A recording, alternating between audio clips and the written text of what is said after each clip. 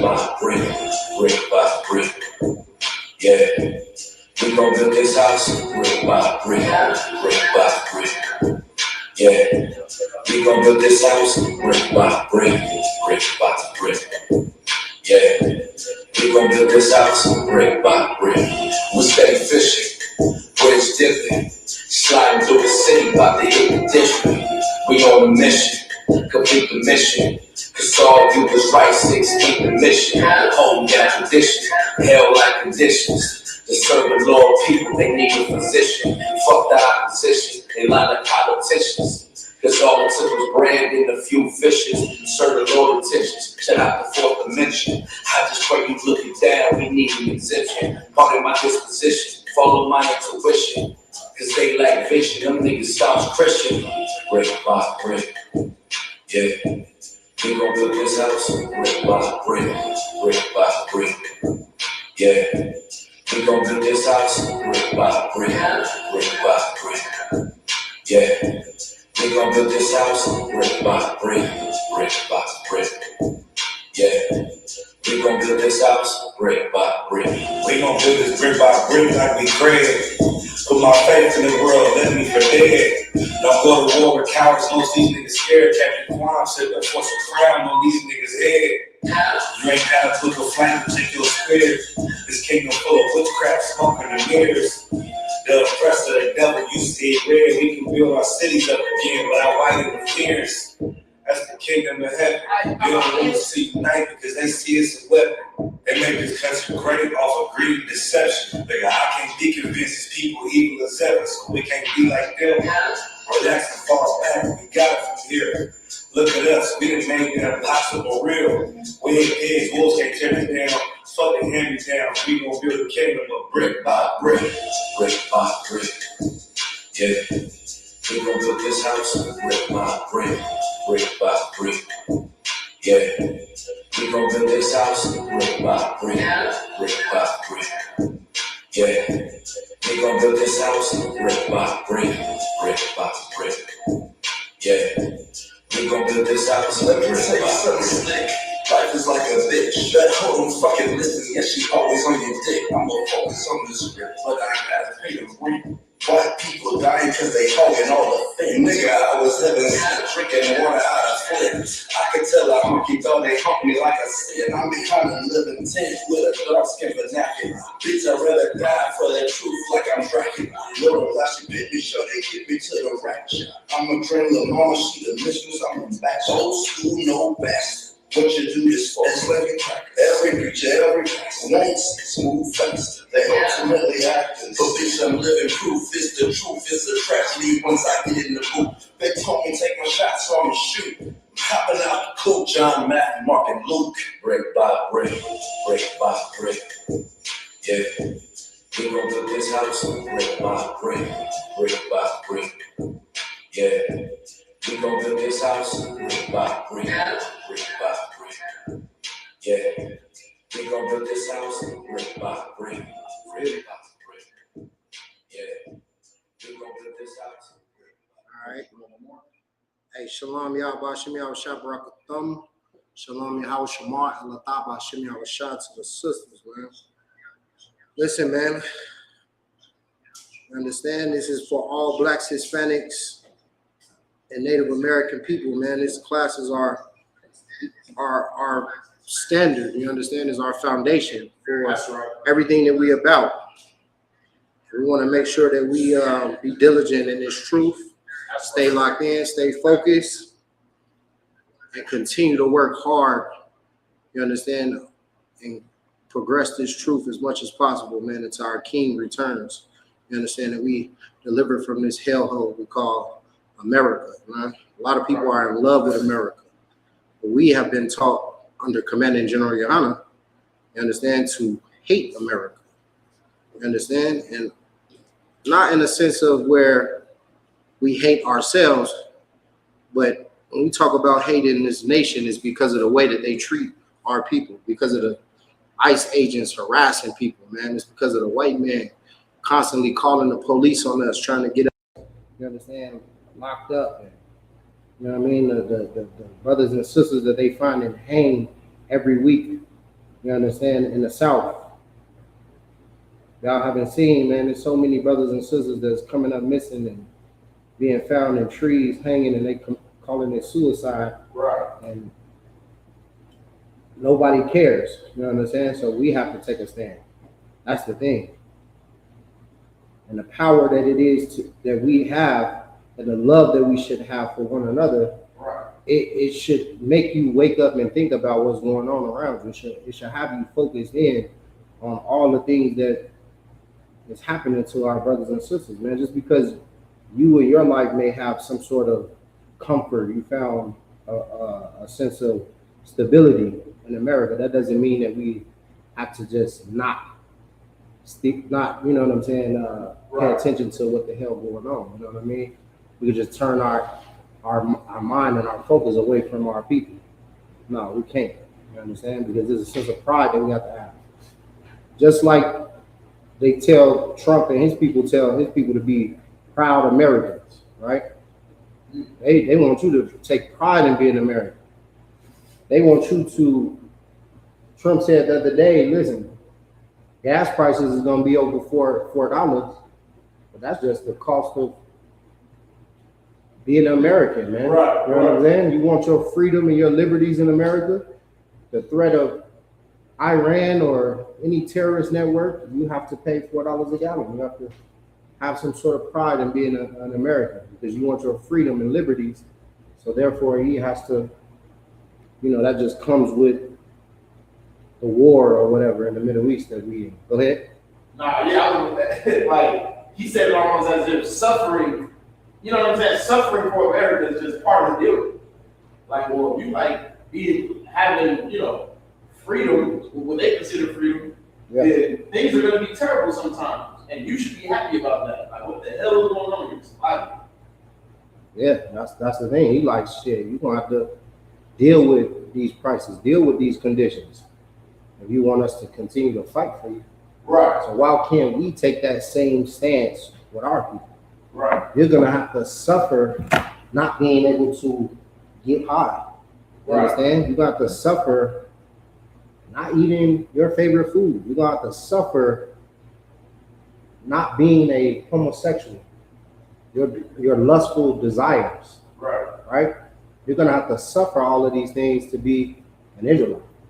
That's right. What it means to be an Israelite is something that we should take very, very serious, something that we should take to heart. You understand? That's right. That's something that we should look at and be like, I don't want to be referred to nothing else. People, I was just in the store today and they seen the shield of David, and he thinking that I'm a gang member. You understand? I had to quickly remind the brother, I am an Israelite. This is the shield of David. This does not represent GD. Right. You understand? And that's our problem. Once we get this truth progressed, no longer will this shield of David be considered something known for negativity. You understand? The destruction of our brothers, you understand, under some sort of gang banner, right? We got to restore this symbol back to the symbol that it was intended for. King David, you understand, and his army and his people, you understand, and the nation of Israel. Not the Israel that's over in the Middle East, but the real, true Israel, you understand, which is us, so-called blacks, Hispanics, and Native Indians. Once again, we should have a sense of pride in our nationality. We should not be thinking to be looking to any type of history that's revolved around, you know, the white man loves to put our history as slavery and make us be some slaves and just, you know, we just had no rich history, or they want to associate us with Africa. Right. People get so mad. There's this new movie coming out, I guess. I forget the name of it, right? With the little African, almost like some Wakanda type stuff. It's coming out, I don't know when, but I was in the comment section. I'm just telling people that I'm not an African. I don't really want to. I get tired of them trying to make us our heroes and us in these movies. The only type of superhero, supernatural time we something special is if we fighting as African warriors. You know what I'm saying? And people, for for the life of them, they can't understand on why I don't consider myself an African or why I don't want to be associated with Africa. You understand? Because we have a rich history and a rich culture ourselves. Why the hell would I want the culture of the heathen? Why would I want the culture of our enemies?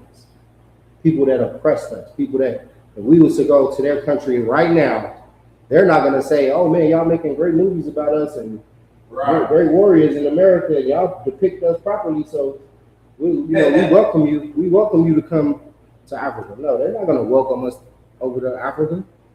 You understand? We're gonna be treated as second-class citizens, just like we treated in America. There is no open doors for us nowhere in the world. You understand? And that's why we have to look back into our heritage and embrace it and welcome everything about what we stand for. And thank you to the generals and all of the people that progressed this truth and continue to maintain and never left and never dropped their sword to put in their bricks to make this truth internationally known. You know what I'm saying? Right. So that every brother and sister can have a sense of security and a sense of pride in our nationality, man. But yeah, you know what I'm saying? It's so much dealing with what we go through, man, and people don't understand the culture of Israel, man. You know what I'm saying? Somebody get for me the book of Romans chapter 3 and verse 1, man. We're gonna start just with that, just to open up. This is the book of Romans chapter 3 and verse 1. What advantage then have the Jew? One more time. What advantage then have the Jew? Man, listen. What advantage have the Jew? You understand? What advantage do we have? That's something you need to ponder about. You need to think about. Why is it that these Negroes in the ghettos and in America is calling themselves Jews?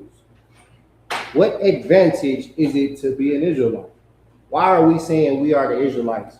We could say we are any other nation, and not saying it, but meaning like people think we just playing dress up. People think that we just putting on another culture. Why the Jew? What advantage do we have being a Jew? Right. That's the question that you have to ask yourself, or why, Shalom. Why it's important for us to be a Jew. What's so important about our heritage that we have taken great lengths to teach classes, to go out in the streets, right, to put on ancient apparel, right, to speak a different language, right, to refrain from all the things of America? What is the advantage of that culture? Why Jew? Why Israel? Why Israelite? Right? Out of all the things the nations are, why we didn't say, "Oh man, we the original Chinese man"? Right? Why we didn't say we the original Arabs? There must be something special about being an Israelite that is above everything on the face of the earth, right? Keep reading. Or what profit is there of circumcision? Listen. What read it from the top again one more time, Salah. This is the book of Romans chapter 3 and verse 1. What advantage then hath the Jew? Or what profit is there of circumcision? Keep going. Verse 2. Much every way. Listen. Much every way, man. There's many advantages. There's everything about being a Israelite or being a Jew is your advantage. Right. There is no disadvantage to being a Jew. Everything about this culture is an advantage. And never forget that. When you teach your young kids and the children, you understand, you teach them that it is power in your name and your heritage. It is power in your blood and your lineage. You understand? And there is no other nation that can claim your inheritance. Right. There is no other nation that can claim your nationality. Right. There is no spiritual Jew. There is no spiritual Israelite. Right. You understand? Go to verse 3. Verse 3. For what if some did not believe? Shall their unbelief make the faith of God without effect? God forbid. Listen. If just no, you so like keep reading all the way. We on Romans 3. No, you didn't read unto them were committed. Start at verse 2. Yeah, so like that's what I meant. Keep going with 2. Romans chapter 3, verse 2. Much every way, chiefly because that unto them were committed the oracles of God. Man, listen. Chiefly, main reason is the Lord gave us the ordinances, Right. Gave us the commandments, gave us the knowledge, right? Right. Gave us all of the advantages on earth, told us what to eat, how to live, how to handle your wife, how to handle your children, how to be clean, and what's unclean to you. Go ahead. Now, man, if I could, this is one of my favorite scriptures right here, because people don't put enough respect on what it means to have an identity. You know what I'm saying? On what it means to realize you are the 12 tribes of Israel. Like, that literally means God chose you to be an example above everybody else. That means that God looked at you and your forefathers and your ancestors and your lifestyle, you know what I'm saying, the way you act, the way you do things, and he said, this is who I want to be representatives of God on earth. And it's something that everybody else takes very serious because they hate us so much, and we don't take it serious at all because we're too busy trying to get up to scum earth. You know what I'm saying? And the moment that we decide that we want to be more than scum, we want to be more than these racists, we want to be more than these pigs, we want to be more than these pedophiles, more than these homosexuals, you know what I'm saying? Right. Then maybe we could put an end to all the oppressions on earth. It's like, Right, no, absolutely. And having a sense of pride in that responsibility that the Lord has bestowed upon us, right? The Lord giving you the task to represent him, like he said, on earth, that's not nothing lightly. We are the angels on earth. We God's angels on earth. right. The same way the angels is kind of one kind in heaven and obedient to the Most High. Look at yourself as being on that level and having that expectation on what the Most High wants you to do and follow and how to be obedient. So like, that's how the Lord wants you to be obedient. The Lord wants you to put everything down in your life and make sure you focus in on him and serve and doing the service of the Lord and being a priest and a prophet of the Lord, man. This is a royal priesthood. We won't get into that, right? Everything that we do, we have to do with pride and dignity and integrity. You understand? Because the Lord is looking at us as giving us a culture that has an advantage. Right. Having these oracles is an advantage. The so-called white man don't have the advantage. He uses his money as his advantage. He uses his will to murder as an advantage. He has to destroy to gain an advantage. Right. We don't have to do that. We don't have to kill to get an advantage.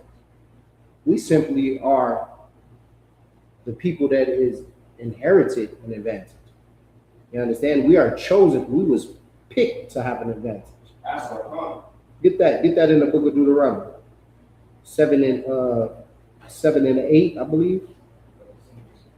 I know it starts in 7 and 6, but I want to get the part where it says not because you were the most. Yeah, that's right. This is the book of Deuteronomy, chapter 7 and verse 8.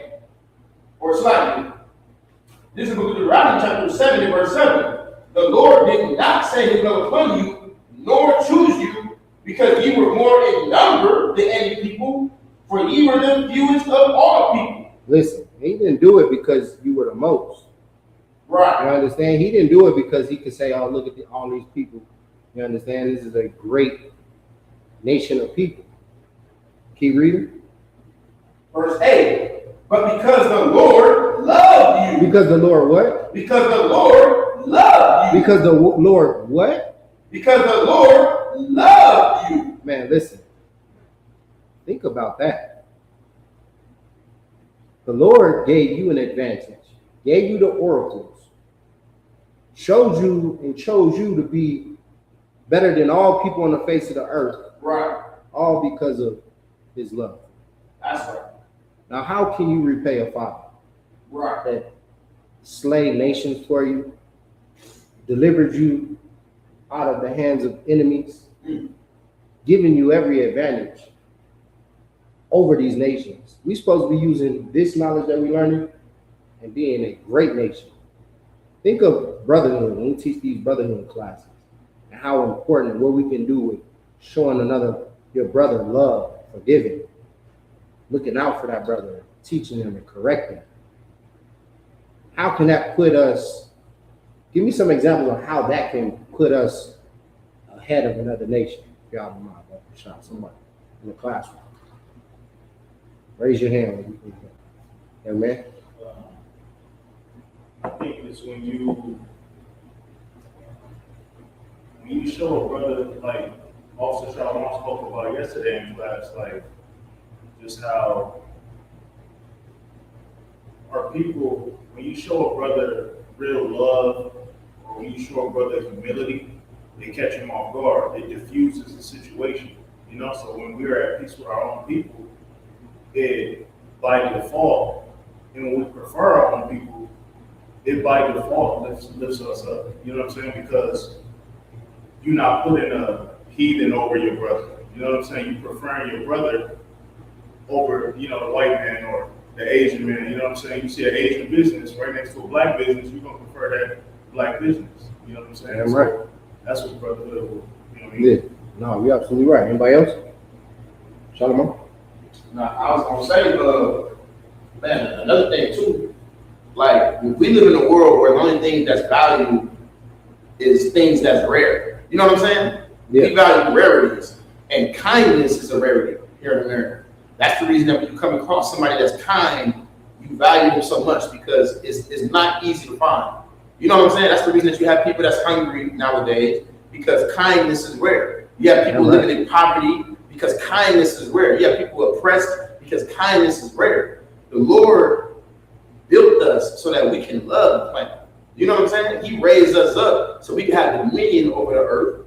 You see what I'm saying? To love the earth. So the kindness that we have, being God's people, if we was able to execute that over our whole planet, that's the only way we'll be able to change this place. You know what I'm saying? And you see it with everything you're doing right here in the ISUPK Commander in Hunter's life. No, damn right. Anybody else want to add any more? You got something, Trooper?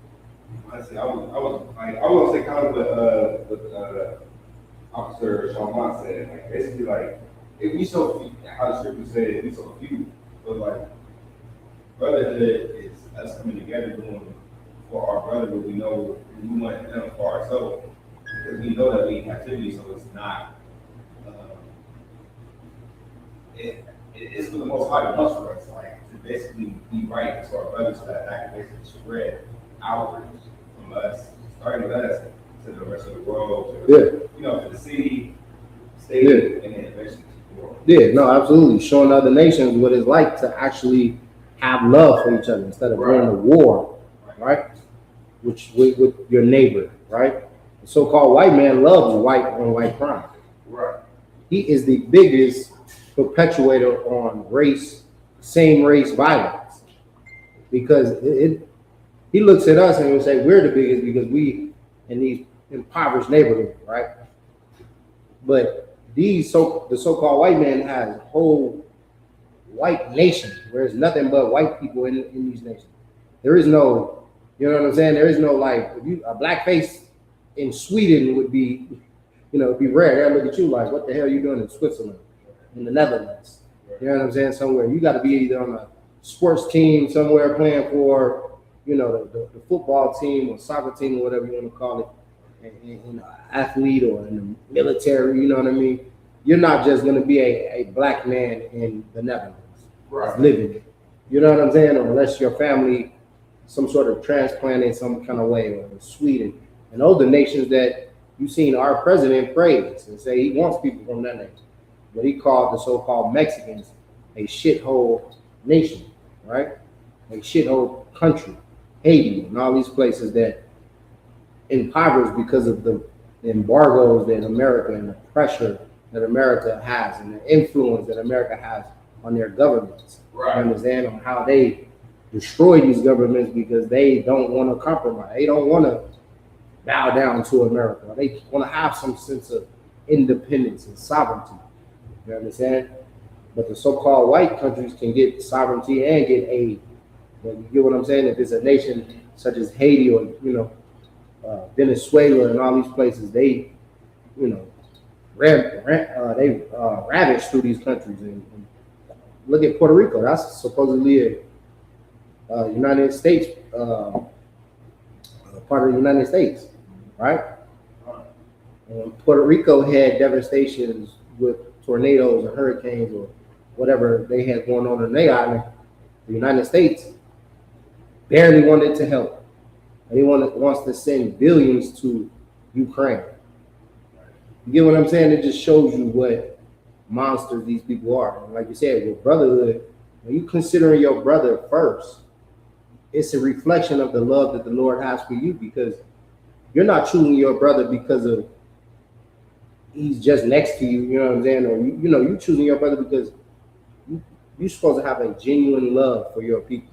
Right. Lord, we are the Lord's people. He have a love for us. You understand? He has a genuine love for us. Go ahead.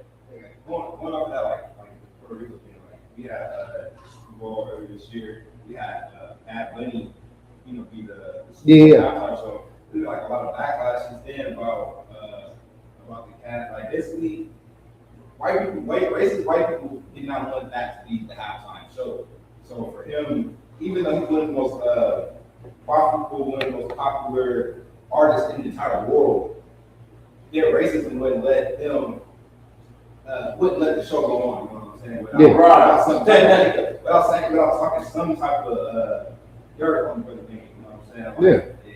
Like just showing like how much more we gotta be for us. The rest of the world is not. It doesn't matter. It could be the biggest stage and they still gonna look out.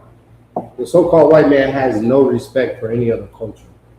You're not allowed to have your own culture in America. Right. You understand? The minute you look at us, what we do, we're not allowed to love our own people in America. Because if we were, we wouldn't have to be on the corners screaming at white people and screaming at people, telling them how much we love our people and our people only, and there's nothing wrong with it. We wouldn't have to fight for them. People, they would just understand, like, you're right, man. Black people should love black people. You know, y'all need a lot of love. Y'all been through so much in America. It's nice to see black people loving black people. You would think that would be embraced, right? It's nice to see y'all telling black people to get off drugs and don't be at home. You know what I'm saying? You would think that would be embraced. Right. But you're not allowed to have your own culture. You have to have the culture of America. You don't have the culture of America, then you're a traitor to the United States, right? You're looked at as an outcast. You're looked at as someone who you shouldn't even exist. They would rather you be in jail or dead, right? They wouldn't care. Right. If one of us died and we said that we love our people and we don't love America, and that America has been racist and negative towards us our whole existence here, and we died, they wouldn't care if we was never seen again. You understand? They would look at us like, I'm glad those people are died. They didn't love America anyway. You get what I'm saying? Right. And we fought in all the wars of America. There's a story of a soldier that came home after fighting in the war and riding a bus, and they burning out his eyes. I think we brought that out one time in class. You understand? As a war hero, I think he was one of the Tuskegee Airmen or something like that. I believe something like that, in a white southern town. Coming home from winning the war, we know how important the Tuskegee Airmen was to, what was it, World War II or something like that? Yeah. But, yeah. And he came home and got his eyes burned out because he's black. So you can go fight in the wars of America and they still won't love you. They still won't embrace you no matter what, and let you have your own culture. I would think if my people fought in your wars, we're allowed to have our own culture. We're allowed to have some sort of remembrance and have our history, our names being spoken, and us have some sort of independence, because we fought for our independence. We fought for our freedoms just like everyone else, right? Go ahead. There's something to say, Salah.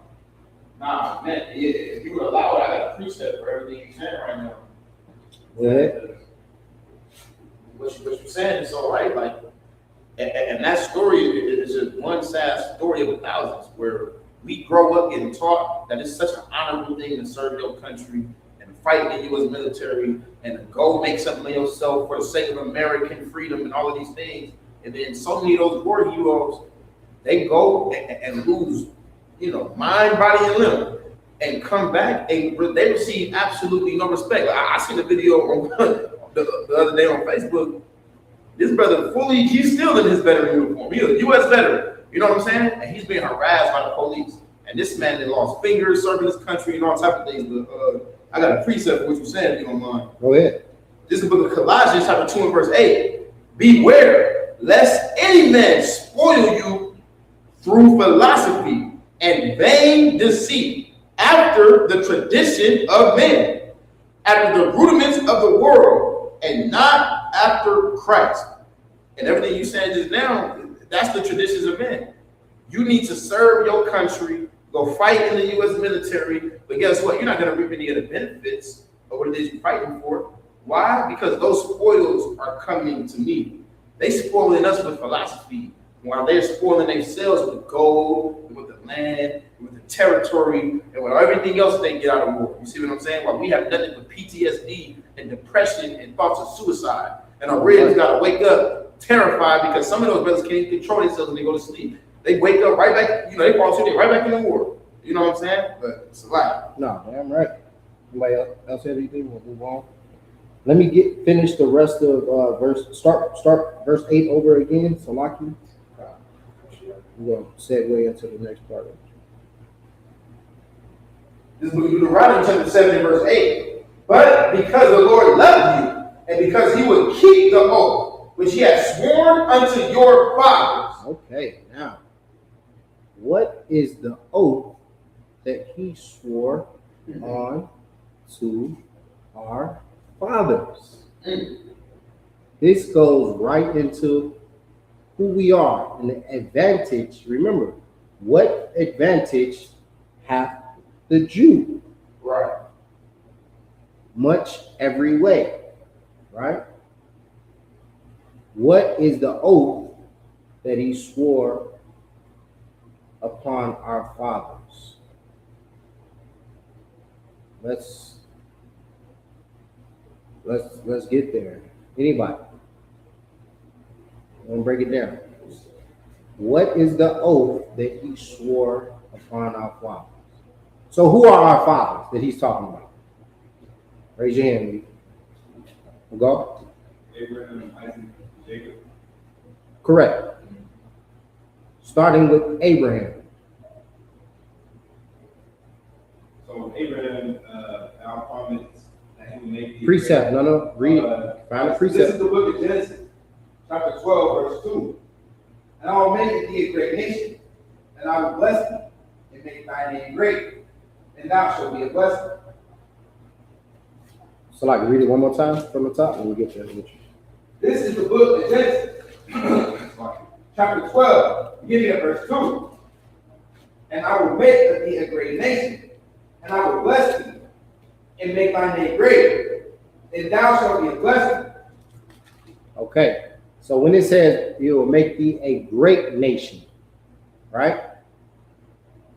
Give me the precept where it says Abraham was the father of many nations. You can't, Bob. Shop, find that. Let's key in on it, talking about a great nation, right? Because we know the Bible also said that Abraham is the father of many nations. So is This that? is the book Go ahead. Go ahead.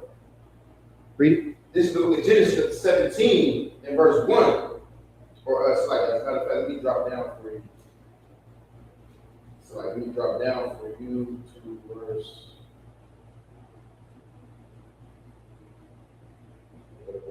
You got it? So like, let me get the, go ahead, read it. God. It's the book of Genesis, chapter 17, verse 5. Neither shall thy name any more be called Abram, but thy name shall be Abraham, for a father of many nations have I made thee. Listen, Abram's name was changed to Abraham. Right. Because the Lord made him a father of many nations. But when he read the precept, he said he's going to make him, read it again. This is the book of Genesis, chapter 12, verse 2. And I will make of thee a great nation, and I will bless thee, and make thy name great, and thou shalt be a blessing.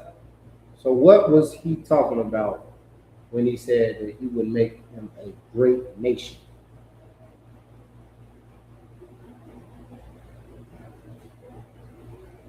I know you know. Go ahead, young man. Like he was telling them basically like he would choose his children. Like he would make his children great. Yeah, but get more specific.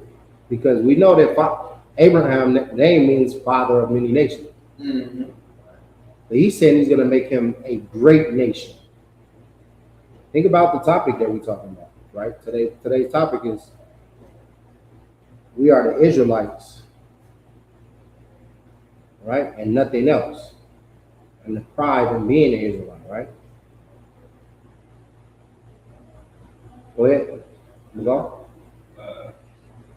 Officer, recent officer Thomas Ward said to make them better than other nations. Yes, that's what he did. Absolutely. Make who better than other nations? Sis? Who is us? Right. Huh? No, I'm too loud, man. Get our sister head. Exactly. He was going to make the Israelites a great nation. Choose one nation out of Abraham being the father of what? Many nations. Mm-hmm. So this is a prophecy about the Lord choosing one nation out of all the nations of that he swore an oath to Abraham, right? Remember, he swore the oath. Right. We read that he swore the oath to make him a. Go ahead. I was going to say, if a brother could read verse 7, Genesis 17:7, it's a lot of the time these questions, man, the scripture answer right there for you. Yes, go ahead. It's the book of Genesis, chapter 17, verse 7. And I will establish my covenant between me and thee, and thy seed after thee, in their generations, for an everlasting covenant, to be a God unto thee, and to thy seed after thee. Right. So when we talk about the advantage of being a Jew, the advantage of being an Israelite, when we know that Abraham, father of many nations, right? However, the prophecy says that he's going to be a father to one great nation. That's right. And when we read this covenant, how do we know who that covenant was given to? Somebody give me the precept on how we know who that covenant was given to.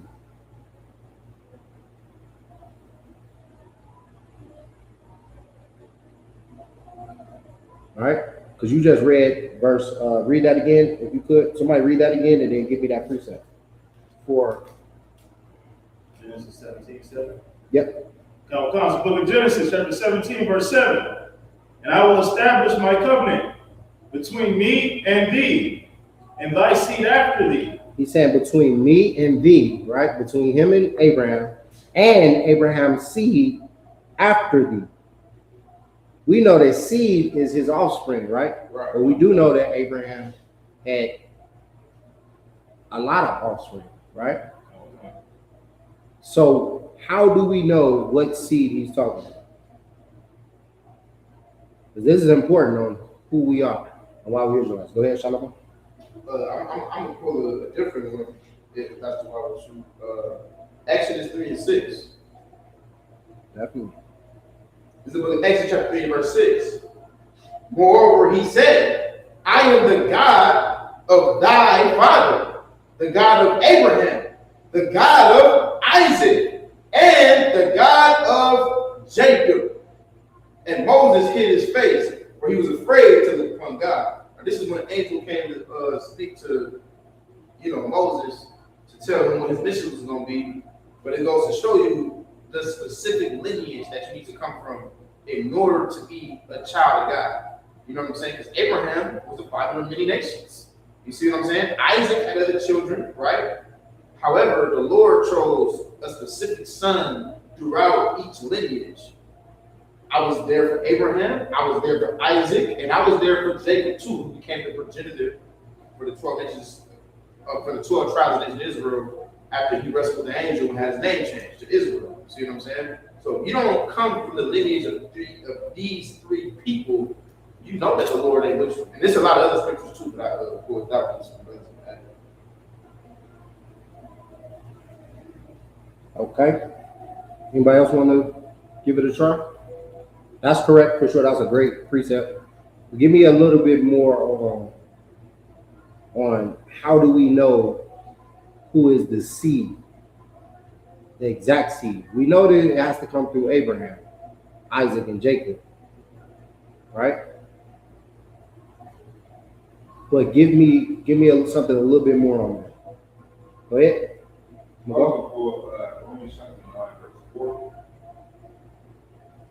Go ahead, read it. This is the book of Romans, chapter 9, beginning at verse 4. Who are Israelites, to whom pertaineth the adoption, and the glory, and the covenants, and the giving of the law, and the service of God, and the promises. You absolutely right. And we're going to get to that scripture today too. Give me something. Let's stay in Genesis. Let's get to. So we know it has to come through Abraham first, then Isaac, then Jacob, and then from Jacob came who? We talking about, remember, we are Israelites. We're not. Go ahead. So we want to, and that's the hint. Go ahead. I had a precept that wasn't in Genesis. Read what you got. The book of 1 Chronicles, chapter 16, verse 13. O ye seed of Israel, his servant, ye children of Jacob, his chosen ones. Read it one more time, Salah. The book of 1 Chronicles, chapter 16, verse 13. O ye seed of Israel, his servant, ye children of Jacob, his chosen ones. No, absolutely. You're absolutely right. That's stating basically what was already established. We want to get to the beginning of the establishment of Jacob. Let's start with Jacob, just because we know Abraham is going to be the father of a great nation. We know that in Isaac, he chose out of all of his sons of Abraham, he chose Isaac as the seed. We'll fast forward to that. And then we know between Isaac's two sons, Esau and Jacob, Jacob was chosen, correct? Right. Let's get to that point where Jacob was chosen. Go ahead. I was going to give you Genesis 32:9. Yes. Start in Genesis 32. Yep. Read. This is Genesis chapter 32 and verse 9. And Jacob said, O God of my father Abraham, and God of my father Isaac, the Lord which said unto me, return into thy country, into thy kindred, and I will deal with thee.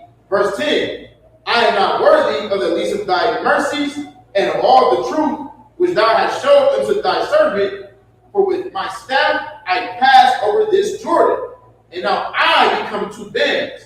Deliver me, I pray thee.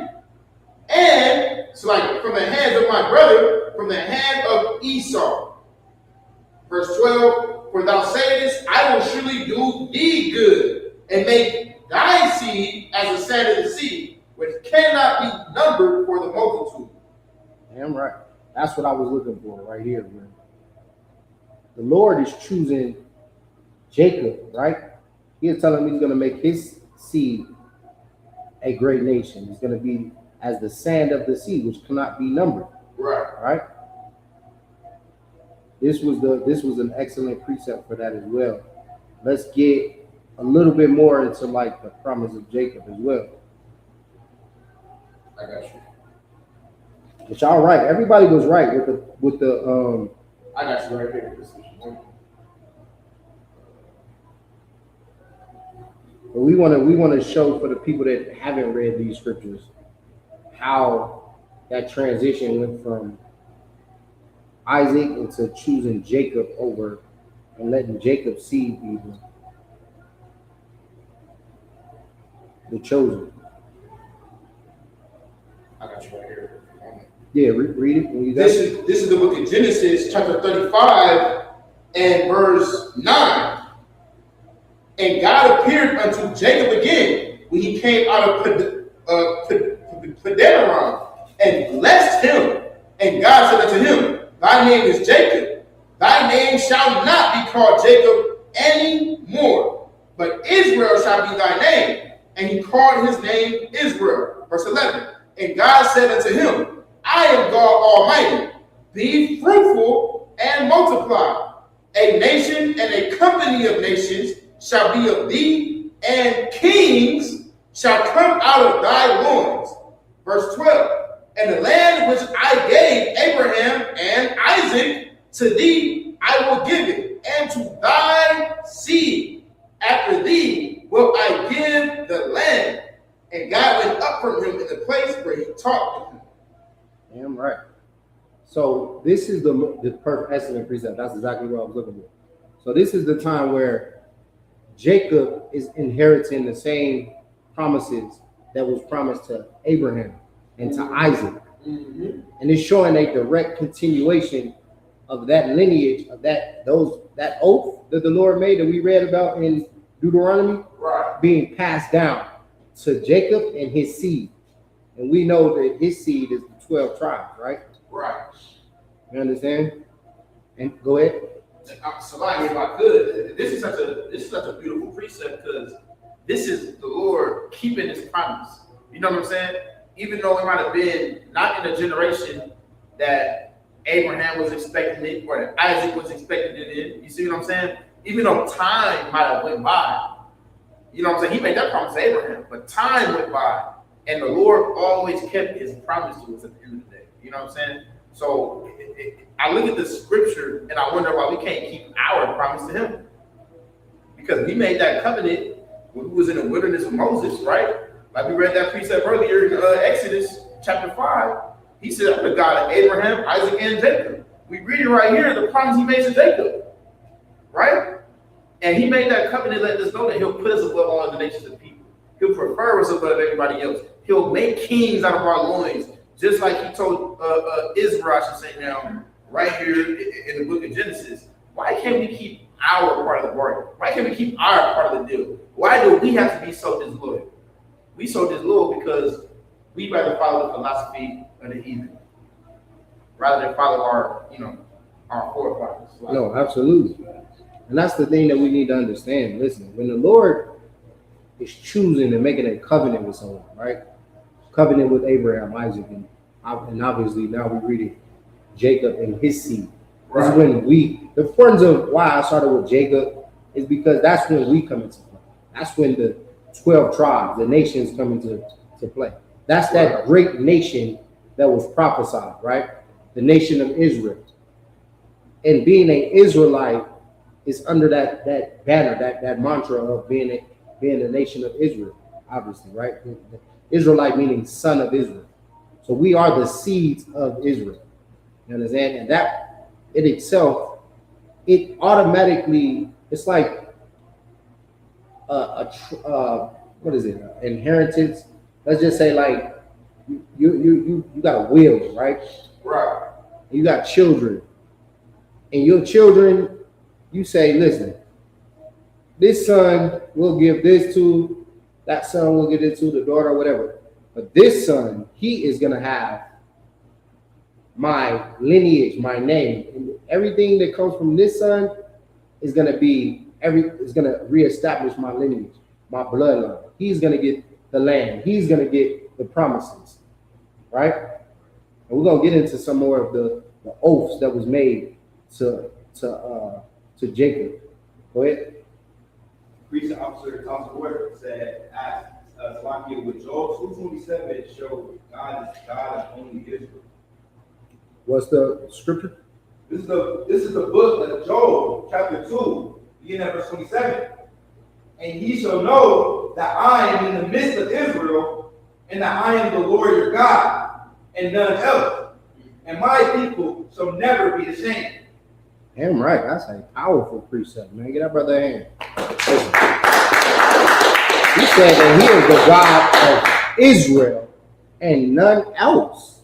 What else? Like, what are we talking about, Christians? Like, where does these spiritual Israelites come into play? Huh? This is why Christianity hates the Old Testament. You know what I mean? They hate to read anything from the Old Testament because all of a sudden, somebody giving me, I'm the Lord and I do not change. All of a sudden, it goes from,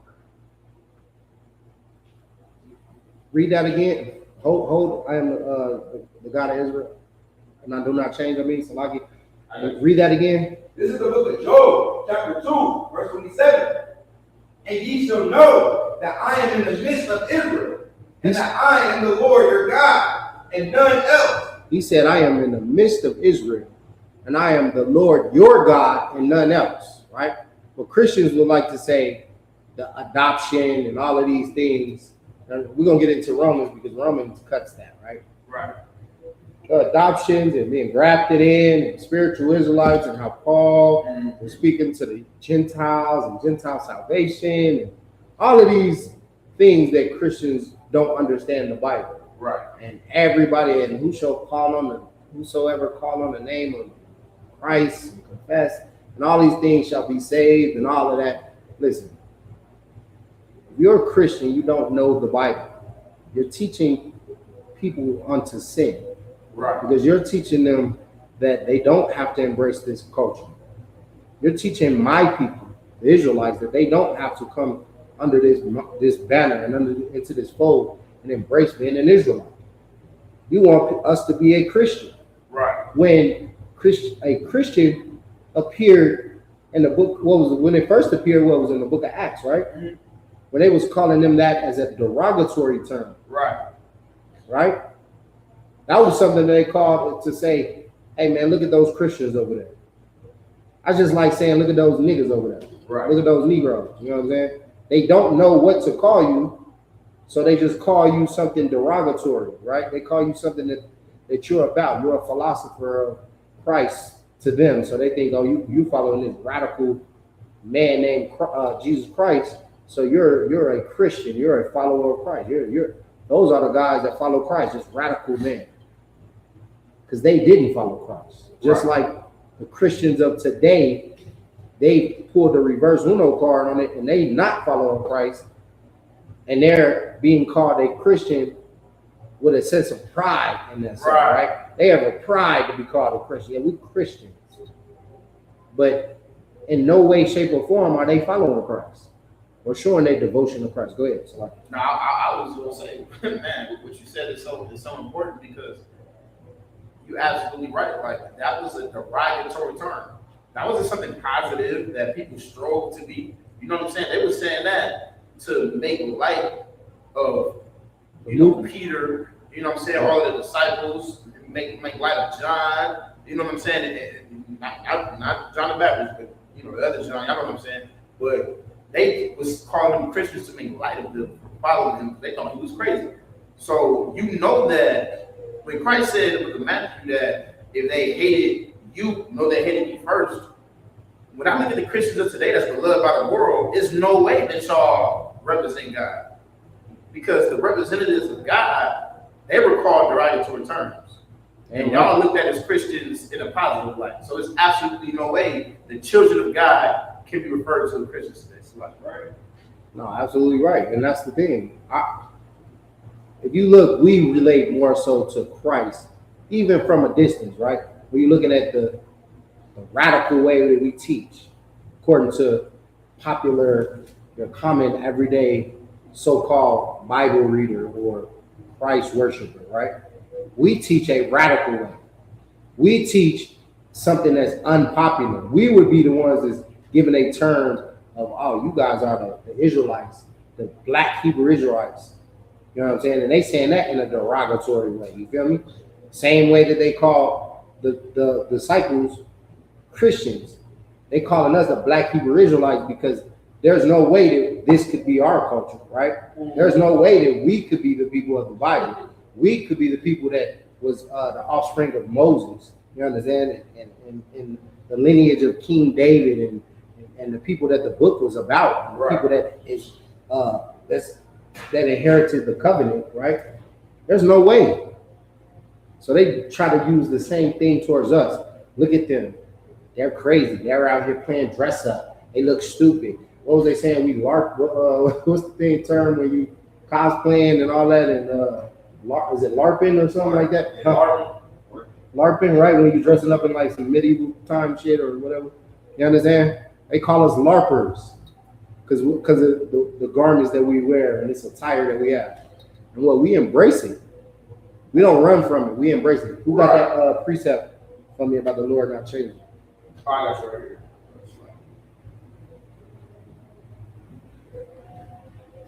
This is the book of Malachi, chapter 3, verse 6. For I am the Lord, I change not. Therefore, ye sons of Jacob are not consumed. It's like, ye who? Ye sons of Jacob. What is the sons of Jacob again? Israelites. That's right. So ye Israelites are what? The ye sons of Jacob. Are what? Ye sons. No. Read the next part. Oh, are not consumed. Are not consumed. What does he mean by that? Not consumed. Think about it.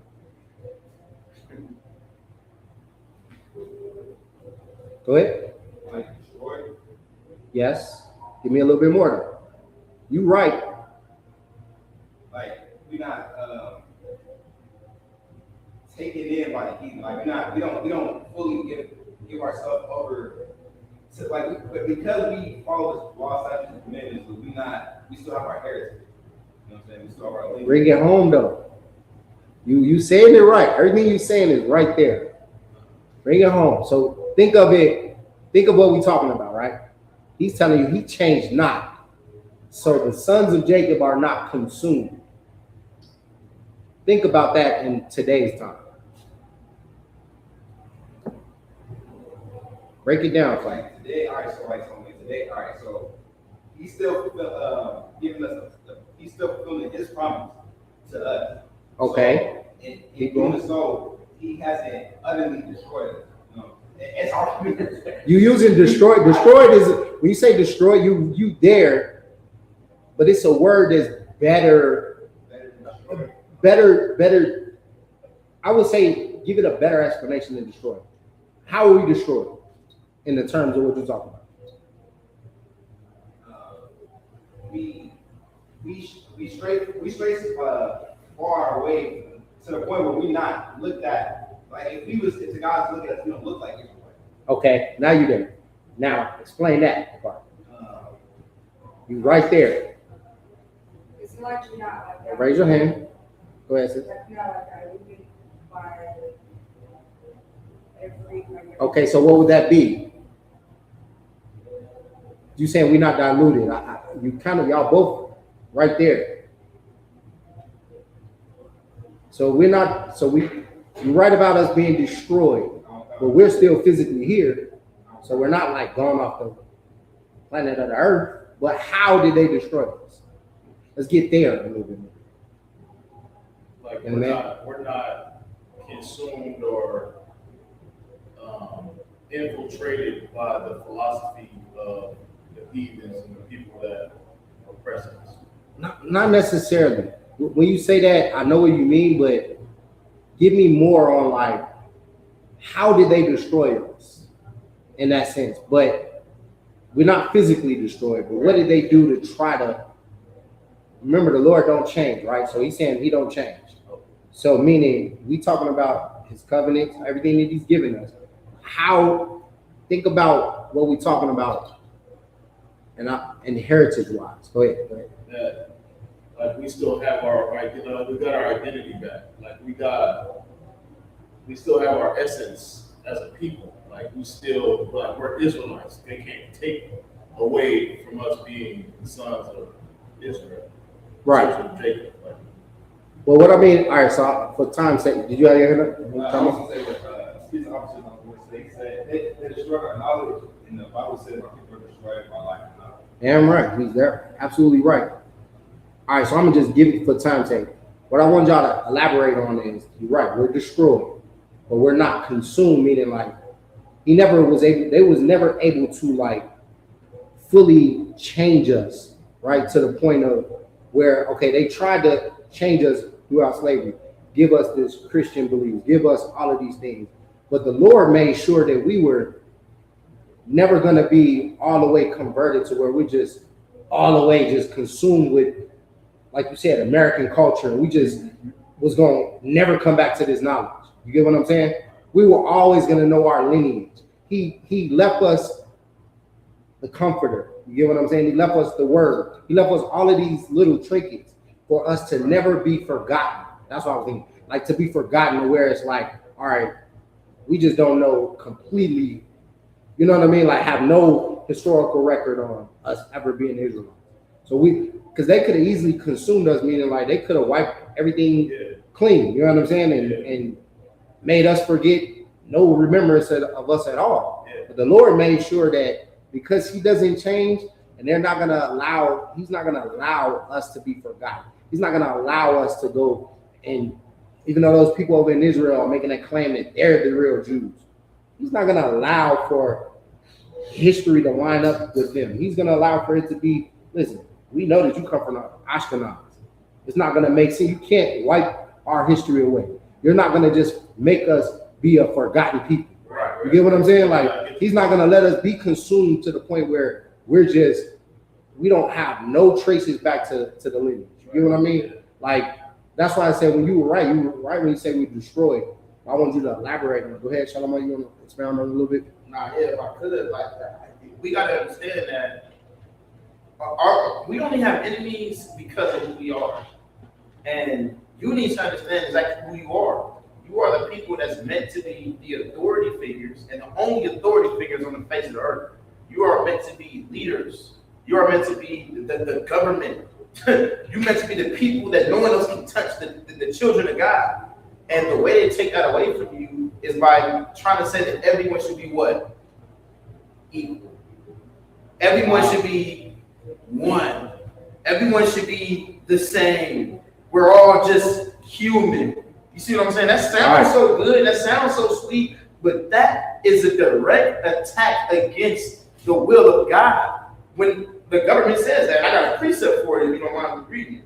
Now I want to elaborate. Yeah, When you read it, what you said is so right.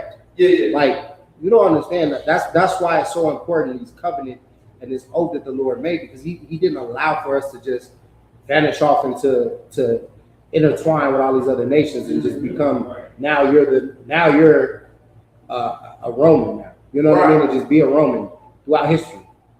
See how now we're back separated again. See what I'm saying? We've assimilated, like you said, we assimilated into these nations and we've integrated in their culture, but because the Lord kept his word and he don't change, like Christians try to make him seem like he went to all the nations. If Christians did that, if Christians would have their way, then we would just go into these other nations and never have any heritage. You know what I'm saying? An Israelite would be no more because anybody would be an Israelite. You feel what I'm saying? Now there is no separation that it was in the beginning.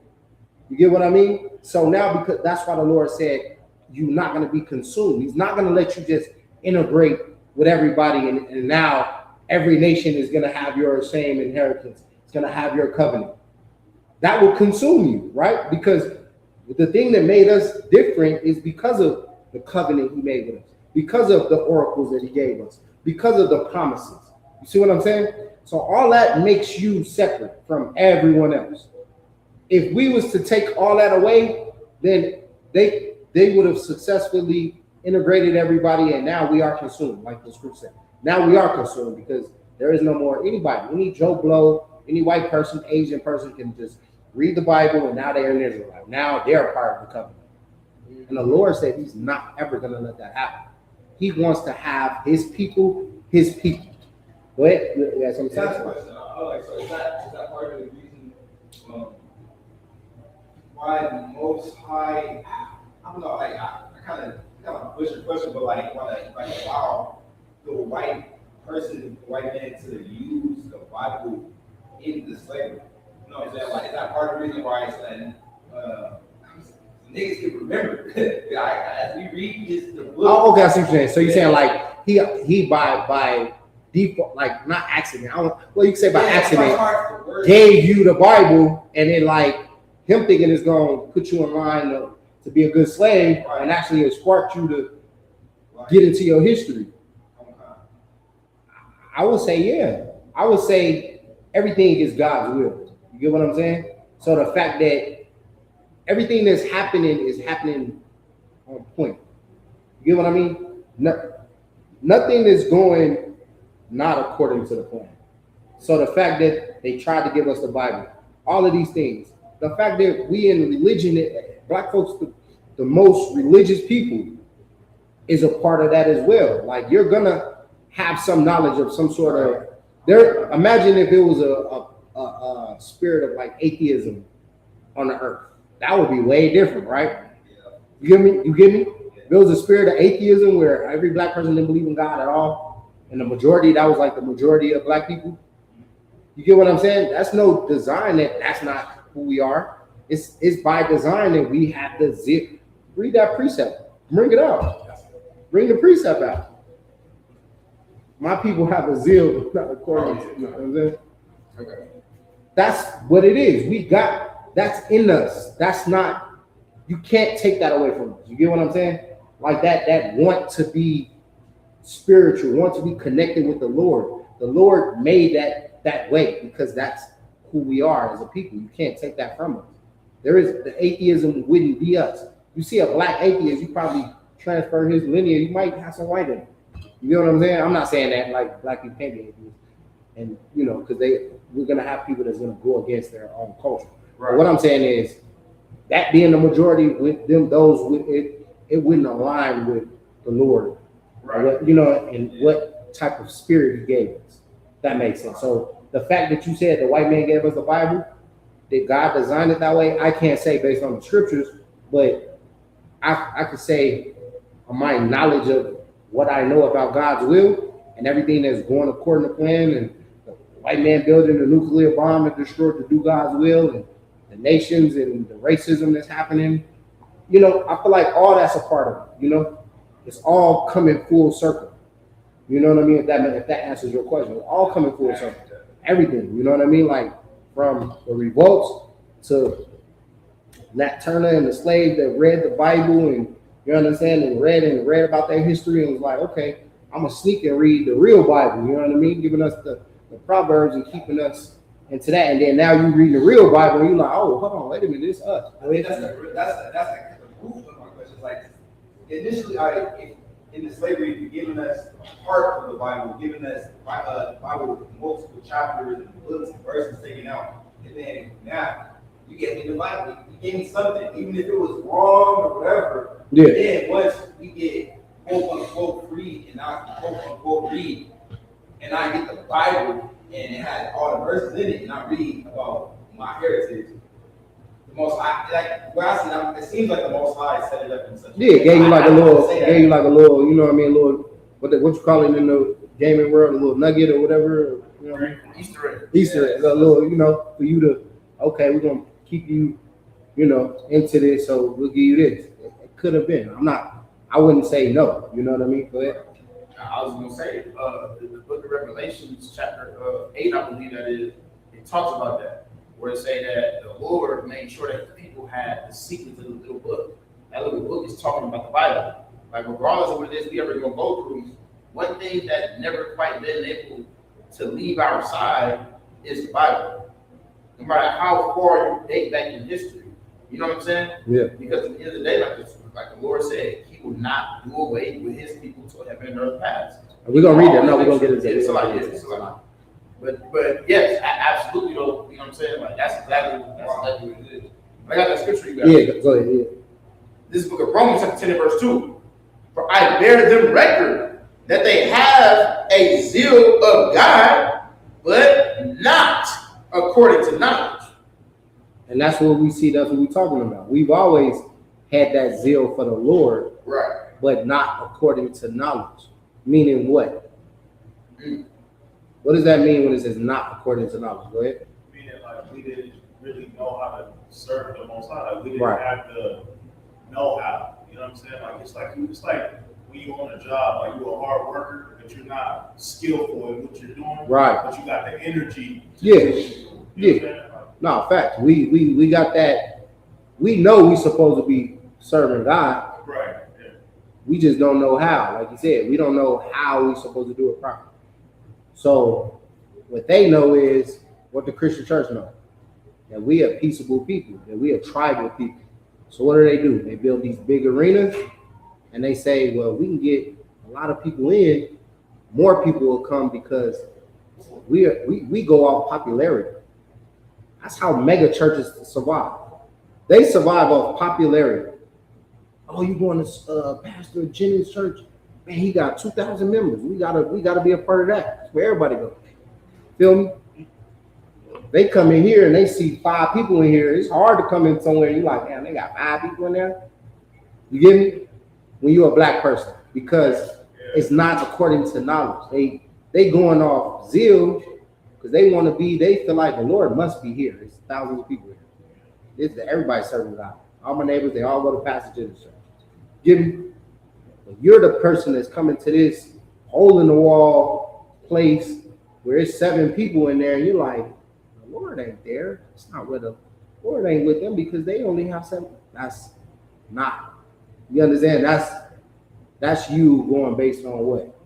You going based on preference. You looking at outwardly, right? Instead of inwardly. Because in that house with 2,000 people at, taking money, molesting kids, they may give back to the community. Nobody's saying that they don't do stuff. You get what I'm saying? Because they got 2,000 members. So 2,000 members give them $10, 20,000 every Sunday. You do that for, 5 Sundays in a row, you got 100,000. That's just $10 from everybody. Think about somebody giving $100. You know what I'm saying? $50. So they got the money to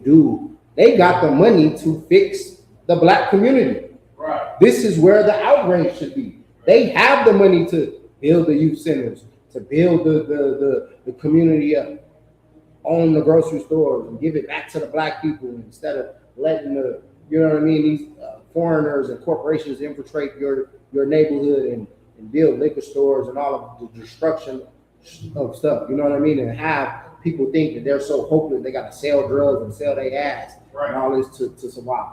The Christian church has the resources. They don't want to tell you that they have them because you'll come and get them. And then the pastor can't buy the building. He can't have the big house. The bishop can't have the big house. The first lady can't have her wardrobe, Gucci and all, the fine. They can't take the big trips. They can't, because if everybody in the community is dependent on that church, then they can't be living deliciously. You get what I'm saying? So they'll help people. I'm not saying they don't, but the way they should be helping, having 1,000 members, you collecting tithes, passing that plate around, people giving their checks, and some old lady ain't got nothing to do but give you that money. And she don't spend it on nothing else. Either you or the slot machine. You know what I'm saying? So that's the problem with, you know what I'm saying? Go ahead. So I was sitting here, I was picturing numbers, you know what I'm saying? Based on what you said, like, let's say a church makes $20,000 a year. I'm not talking about the year. That's $20,000 a month. No, that's on a Sunday. Yeah. I said if they have 2,000 members, right, and they give $10, if every member just give $10 right on Sunday, that's $20,000. Well, that's even worse because I did my math according to, let's just say let's just say they made $20,000 a month as a church. It's according to the FBI, right? It's 300 to 380,000 Christian churches in America. So I said, okay, I did the math of what that would be per month. 12 months times 20,000, $240,000 a year, right? Times 300,000, that's $72 billion a year. And I tried to match my math to see if I knew what I was talking about, and I didn't, because it's worse. Because the Christian church makes $1.3 trillion a year every single year consistently for the last 80 years. You see what I'm saying? So it's like, we in America, first of all, America is in all this debt, supposedly, right? We deal with all this poverty, and niggas still don't got reparations. You know what I'm saying? And we wonder where they getting the money to fund these ice ages. Because they spent like what? They said $50 billion on that. We wonder where the money coming from. Maybe it's coming from the enemies of the Mexicans and the enemies of black people. Maybe it's coming from the Christian church that's making $1.3 trillion a year, and none of that money is going for the U.S. military. Yeah, no, absolutely. And I don't want to get too sidetracked on this, right? Mm-hmm. But it's just the point of just thinking of all of this, like, it's imperative, because that's what we up against. We up against $1 trillion corporation. Like, $1 trillion corporation. And the fact that we don't look at numbers, right? Because the Lord, that's not what Right. Give me the precept on the wide gate and the narrow gate, just for the sake of talking. We're gonna be briefly, right? We don't consider numbers at all, right? We focus on just doing the work of the Lord, and it's gonna take a supreme discipline from you, me, and every brother in here for us to be able to combat $1 trillion operation. You get what I'm saying? The fact that we're waking up so many brothers and sisters, and don't get it twisted, the veil is being pulled back on Christianity. You understand? The veil is being pulled back on Christianity, meaning a lot of people are leaving the Christian church and they're still going to be fine financially, right? They're going to be okay, but our goal is to rob these churches. Give me that precept where he said we rob the churches of their members, right? Our goal is to rob these churches, man. You understand? And when we say rob, we're not talking about going in there, sticking them up with a gun. For you people that want to clip and say crazy stuff, that's not what we're talking about.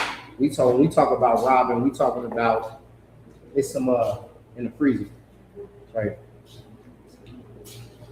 Our goal is to take members away from them. We trying to get our mothers and grandmothers out of the Christian church and away from Christianity as a doctrine, because that doctrine has no power. It has no inheritance. Right. You being a Christian, you're not in no covenant. You're not a part of any inheritance. You're not a part of the oath of Abraham, Isaac, and Jacob, and the seed of Jacob. It didn't say the believers of Jacob. You get what I'm saying? Right. It didn't say that. It didn't say those that believe in Jacob and what happened to Jacob and believe in the Israelites. No, it said the seeds. Right? Go ahead, Solomon. I believe this is what you're asking for. This is the book of 2 Corinthians, chapter 11, verse 8.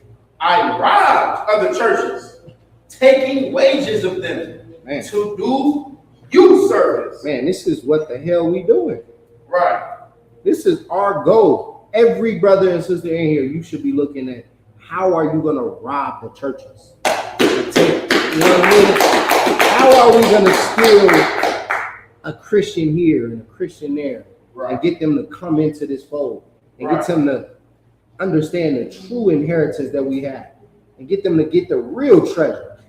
They think they in there learning with Pastor Jennings and all them and Pastor Porkchop, you understand? And all them.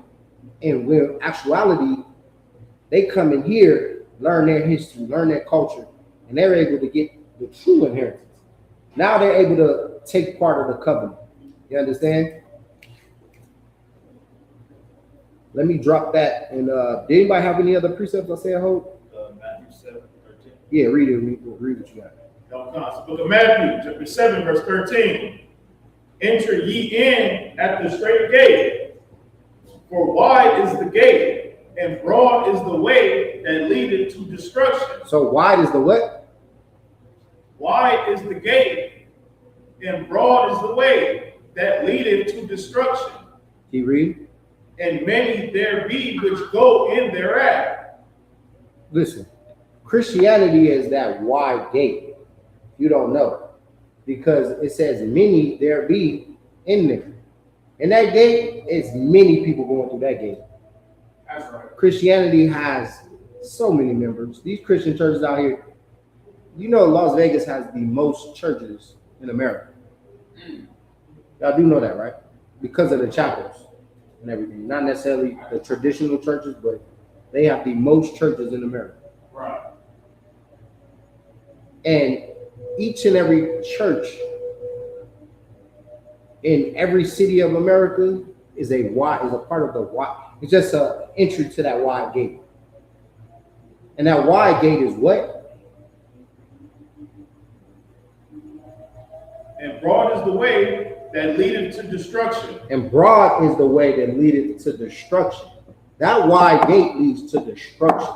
Right. So our goal is to deliver our people from destruction. That's right. You understand? Because what advantage have the Jew? We have an advantage over here. That's right. You understand? This over here is the advantage. Right. But that over there is that broad gate where everybody enters. Everybody is becoming a Christian. Everybody is, when they want to change their life, I'll become a Christian. Or become a Muslim. Muslim is another one. Say broad gate. That's just another entry from, from a different angle or whatever to that broad gate. I mean, with that broad entry. Go ahead, Kiri. And many there be which go in thereat.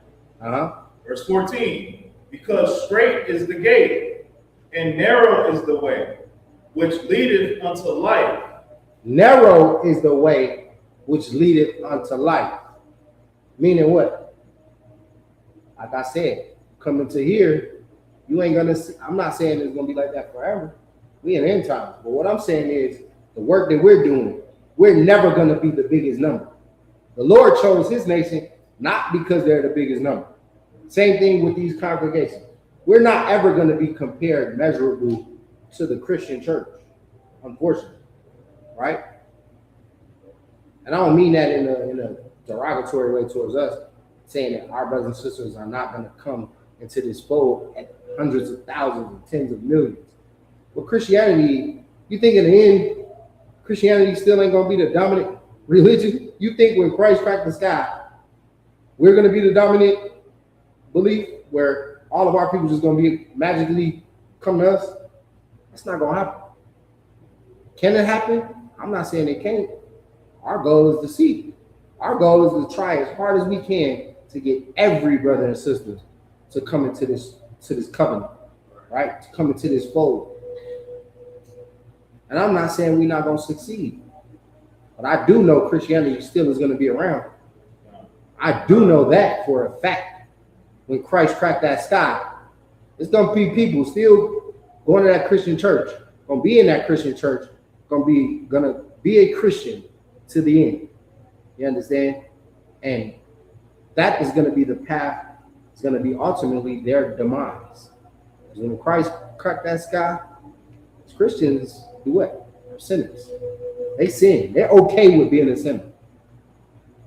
They say there's nothing wrong with being a sinner if you're a Christian. Right. If you're a Christian, they say everybody's a sinner. But we know that the scriptures say the Lord heareth not prayers of sinners. That's right. Sinners are the devil. You understand? Go ahead. You had something to say, Salam. I was going to put a precept on what you were saying. Please do. This is the book of Matthew, chapter 7, verse 21. You know what I'm saying? Just going to once Christ do cut that side in the kingdom, there's going to be a lot of Christians out there and a lot of people that with reputations, you know what I'm saying, for pretending to serve the Lord. There's going to be a lot of people out there that we thought was servants of God, right? This is Matthew chapter 7, verse 21. Not everyone that saith unto me, is written in red, Lord, Lord, shall enter into the kingdom of heaven, but he that doeth the will of my Father which is in heaven. Verse 22. Many will say to me in that day, meaning once Christ do crack the sky, once Christ do start governing the earth, and he do start passing judgment, there's going to be a lot of people out there that say, Lord, Lord, have we not prophesied in thy name? And in thy name have cast out devils, and in thy name done many wonderful works. Verse 23. And then will I profess unto them, to the creflo dollars, to the TD Jakes, to the so-called Muslims on the earth that's serving a prophet that was a pedophile. You see what I'm saying? I never knew you. Depart from me, ye that work iniquity. Yeah, right. It's a lot. No, that's absolutely correct. And an excellent precept. Because in these days, man, when Christ cracked that sky, and people, all these Christians, they're gonna know that the Israelites were not lying. They had the truth.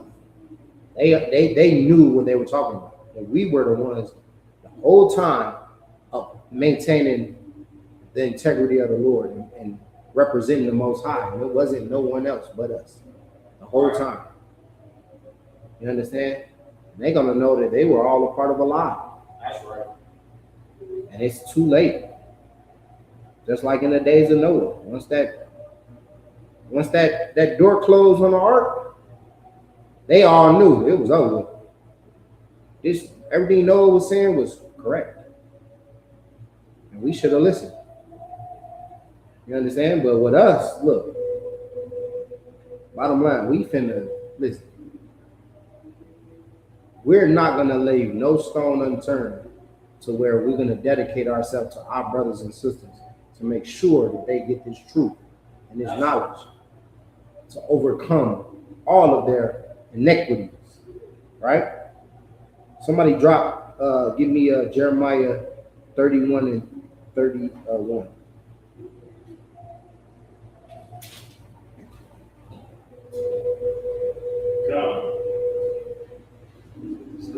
It's the book of Jeremiah, chapter 31, verse 31. Behold, the days come, saith the Lord, that I will make a new covenant with the house of Israel and with the house of Judah. Keep reading. Come. Not according to the covenant that I made with their fathers in the day that I took them by the hand to bring them out of the land of Egypt, which my covenant they break. Listen, the Lord is telling us here that he's going to make another covenant with the house of Israel and the house of Judah. And we know the history of the Bible. House of Israel, house of Judah is just synonymous with the northern and southern kingdom of Israel. Still Israelites. No other people. It didn't say the whole world. It says he's going to make a covenant with the house of Israel and the house of Judah. It's not talking about any other nation. Once again, an advantage of the Jew, an advantage of an Israelite. This is why we are being an Israelite. If you're not an Israelite, then you're not going to be a part of, according to Jeremiah, if you are not an Israelite, you are not a part of this covenant that the Lord had made with the house of Israel and the house of Judah. Right? So that eliminates every other nation that's not Israel. Right. That eliminates all the other. That eliminates Moab, the Hittites, all of, you want to start naming them, Canaanites, Ethiopians, Egyptians, right? Romans, right? We're gonna name all the nations, but you get the point. Go ahead. although I was an husband unto them, saith the Lord. But this shall be the covenant that I will make with the house of Israel. After those days, saith the Lord, I will put my law in their inward parts, and write it in their hearts, and will be their God, and they shall be my people. Listen. The Lord is talking about a time where he's going to make a covenant with the house of Israel and the house of Jacob, where he's going to be their God, and he's going to put his laws in their inward part. What does that mean, to put the law in the inward parts?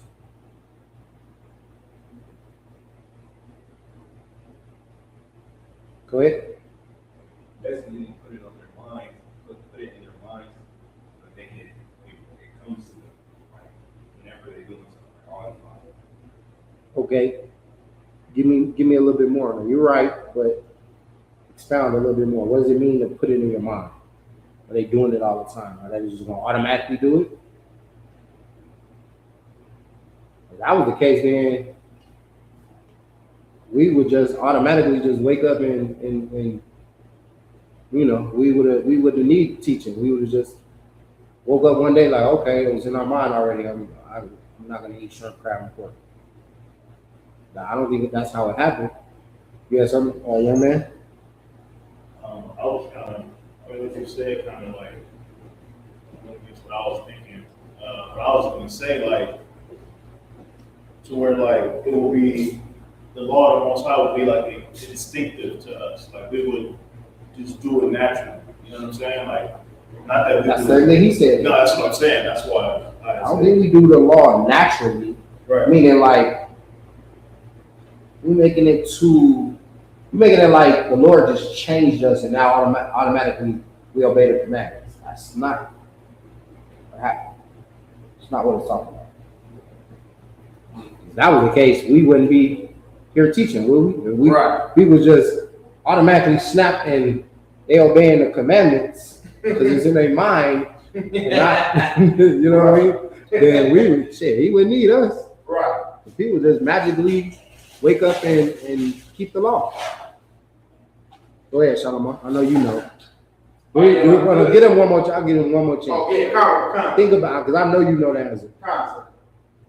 Think about what it means to be put in your inward parts. What part of the laws is it talking about? Remember, Captain Tazariak talked about this when he was in his class, when he talked. Two types of the parts of the law, right? It's the law and the actual law, obviously, there's law, statutes, and commandments, right? Then it's the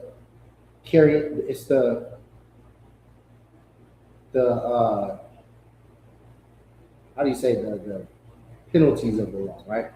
The service of actually carrying out the judgments of the law. So when he says he's putting it in our inward parts, what is he talking about?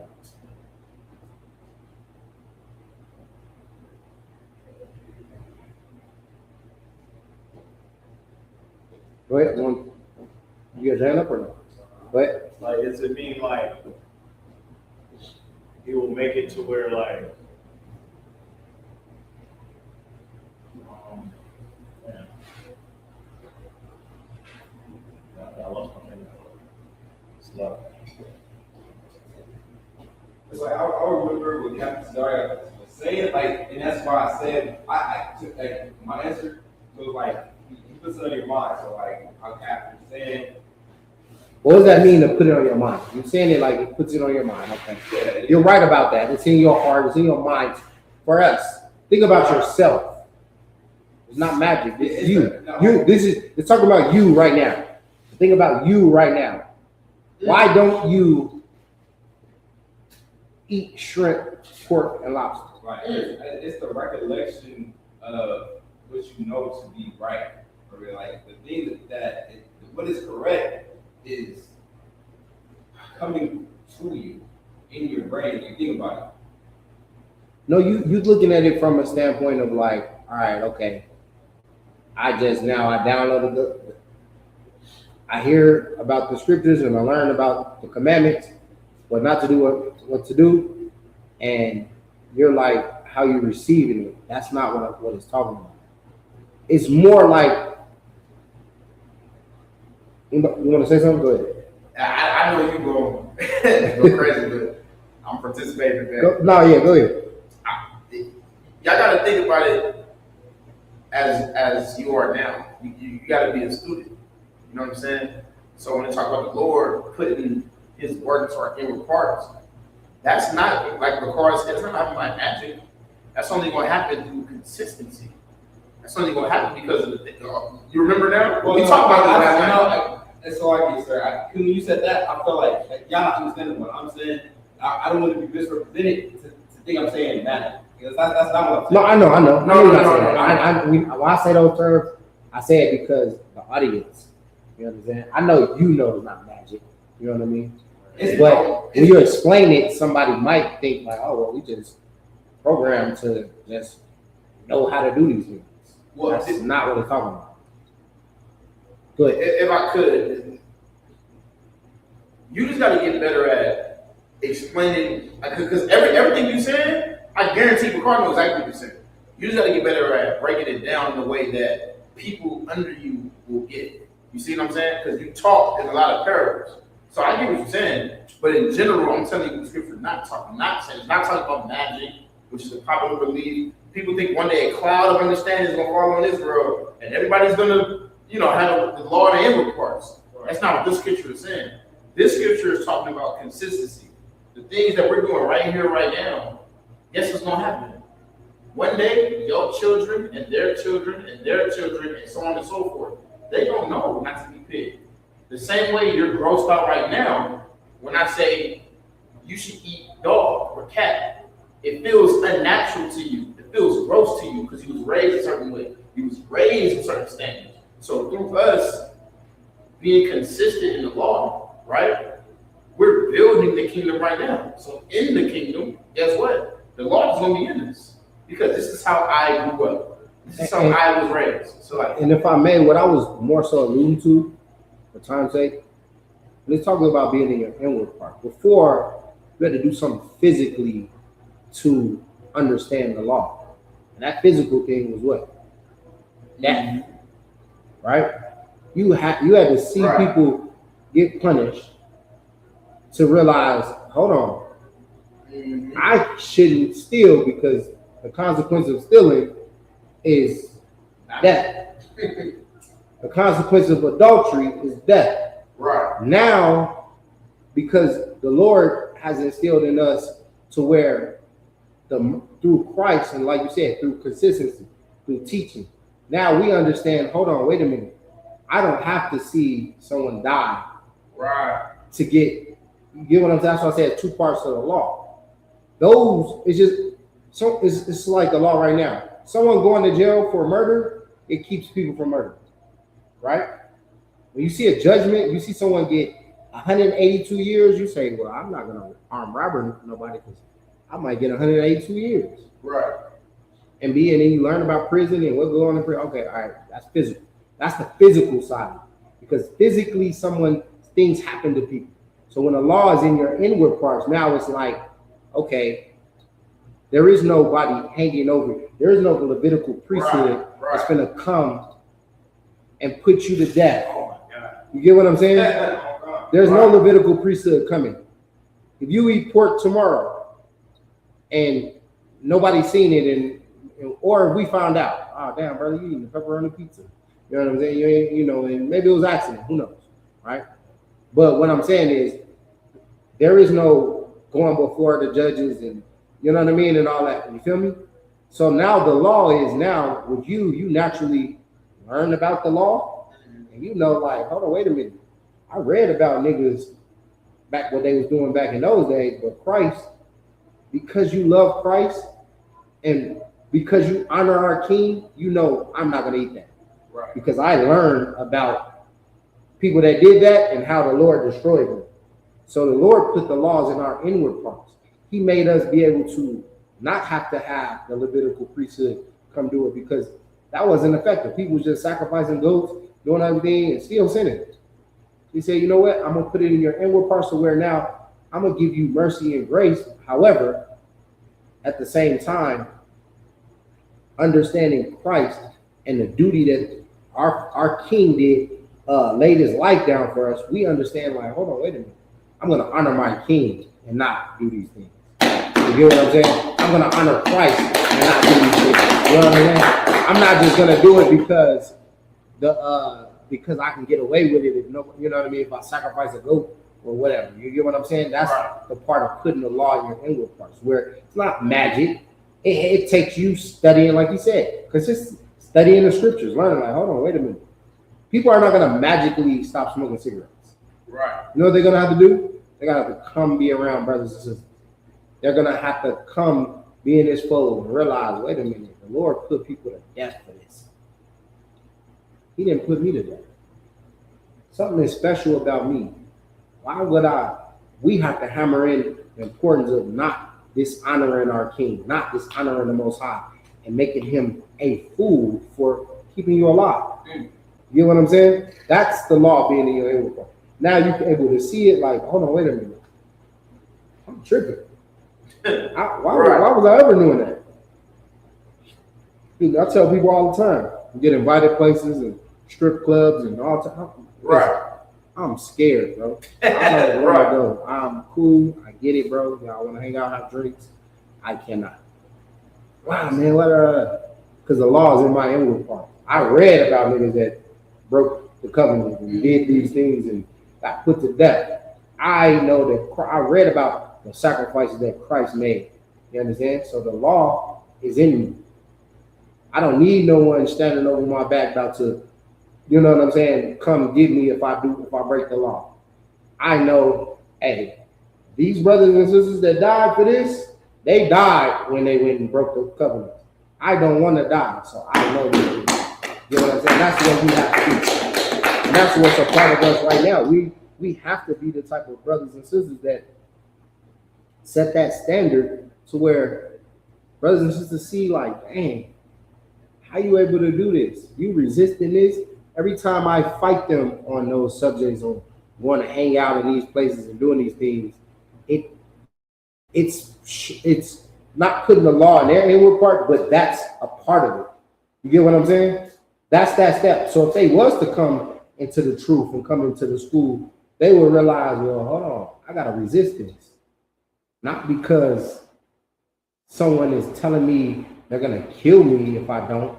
They're gonna come and right now coming through this door and coming to my house and judge me or what, you know what I mean, put me through on trial or whatever. No, but because the Lord has given me salvation, he has given me grace, he has allowed for me to have a redemption, right? And now I understand, okay, the Lord redeemed me. I can't be messing up. I'm not the type of, I can't be making the Lord look like a fool for sparing my life. That's the importance that everybody got to understand. And that's what the law is, being in the inward part, because you understand the importance of redemption, the importance that the Lord sacrificed his son. You know what I'm saying? Christ sacrificed his own life for us to be able to be here, as opposed to us having to go sacrifice a damn lamb, which wasn't doing nothing in the beginning. People were still doing it. You understand? Go ahead. So it's like Christ being that ultimate sacrifice, he kind of he upped the ante for us to put more pressure on us to have that righteous conscience about the law. You know what I'm saying? To where like you said, like we read about things that go off, well, I just go kill a sheep and I'm good. You know what I'm saying? Versus you, like, if sacrifice Christ made, going to the strip club, doing all these things, it's like you liable to really, get messed up. You know what I'm saying? Because there's no sacrifice greater than the sacrifice that he made. The sacrifice has already been made. Right. So think about it. So this is why in the scriptures, I don't got the precept. You can find that precept where it talk about which one is greater. Like we read, I feel like I read it the other day in class where we talked about it, where it's saying it's greater now because of the stepping on Remember when I was in class and I was like, the stepping on Christ's grave with, you know what I mean? With because now you're stepping on his grave. Now you're stepping on Christ's grave with that now. Because the sacrifice already been made for your sins already. So before, think of it in these terms. You used to have to sacrifice. Once you did it, so you did a sin, you sacrifice. Now the sacrifice is already done. So your kids that ain't just not even born, people that's coming to the world, they growing up in a sinful environment or whatever, right? And they don't even know no better. And they didn't learn nothing, but they're gonna go sin unknowingly and because of their environment. Or people that's conscious of sin, whatever. The mistakes you made. A lot of mistakes people made, they didn't know this knowledge. You get what I'm saying? Like you didn't know, read the scriptures and read it and then be like, all right, now I'm gonna go do this. It's different, right? But every time you step on Christ's grave because your sacrifice has already been laid out. So when it's talking about being on your inward part, now it's just you already knowing, like, all right, Christ already sacrificed his life for me. He's the ultimate sacrifice already. That's right. You know what I'm saying? Yeah. So there is no more sacrifice now. Right. I can't sacrifice no goat because Christ is the ultimate sacrifice already.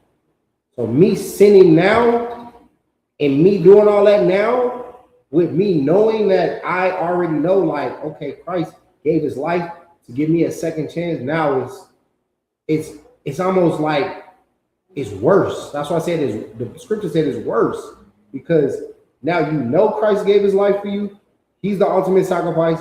You don't need to sacrifice no lamb because Christ was the sacrifice, and you still go out and do it.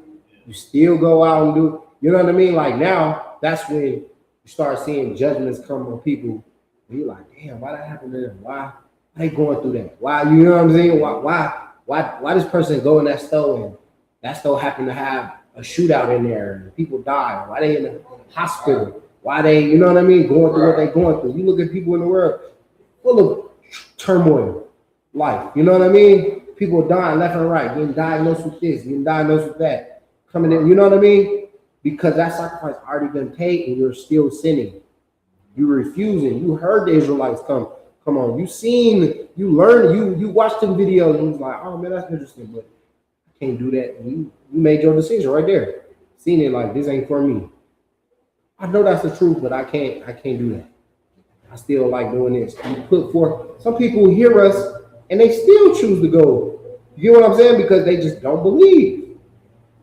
But that don't mean because you don't believe, the word of God has none effect. Right. That's what the scripture's talking about. Just because you don't believe and you go in there and you say, well, hell, sound good, but that might not apply to me. That apply to y'all, because y'all Israelites. Nah, nigga, that apply to you too. You just don't know. The law ain't what it used to be. Right. It ain't no more where now we all under because people don't believe. Right. So now the law is in your inward parts. Now it's inside you. Now it's, okay, every decision you make. You get what I'm saying? How you live in your life. All that is going to play a role in what happens to you now. You get what I'm saying? It's more spiritual now. Right. Yeah. You get me? Back then it was physical. You get me? Back then it was, all right, I do this, I sacrifice something physically and this. Spiritually, Christ was the ultimate sacrifice. Ain't no more sacrifice. You know what I mean? Now it's, you break the law, you might walk outside your door and get hit up 1,000 times. Somebody might rob you of everything. It don't gotta always be death. It could be that job you wanted. You fired now. Now you broke. Can't pay your bills. That's hell, right? Now you're homeless. That's hell. You know what I'm saying? All the things you're doing starting to come to fruition. Now you can't live the type of life you want. That's hell to some people. That's worse than death. Sometimes when you messed up and you can't pay your bills, you can't feed your children, you can't do certain things, you wish for death. Like, I was better off dead. You know what I'm saying? And I'm not saying that's the case, but in people's mind, people go through that. They be like, man, I already died and I can't pay my bills and I don't got no money. I don't got no solution. Nothing. Car about to get repoed.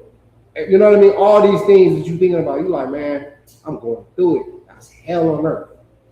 You understand? You're sick. No health care. It's hell. You understand? You in jail for traffic tickets. Right. And now you doing 30 days in the count.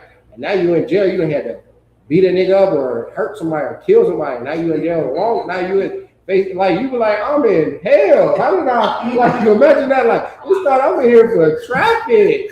How did I go from traffic to I caught a body? Like what is going on? Why is this happening? Like I'm just being real. Like imagine that though. You in hell, you go there for child support or something, and then the nigga raping you now. Like you in hell. Like what? How I end up in this cell? Like go ahead. So like that's my I got a kind of question if you don't mind.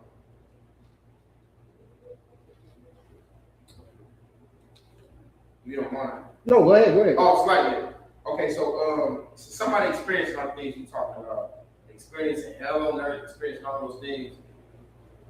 What advice would you give somebody like that? You know what I'm saying? Whether it's to turn their life around, or to find the truth, or what course of action they should take. If somebody feel like they back just against the wall, they don't know exactly what to do. What exactly would you recommend somebody, an Israelite in that situation, should do? Man, listen, in that situation, right?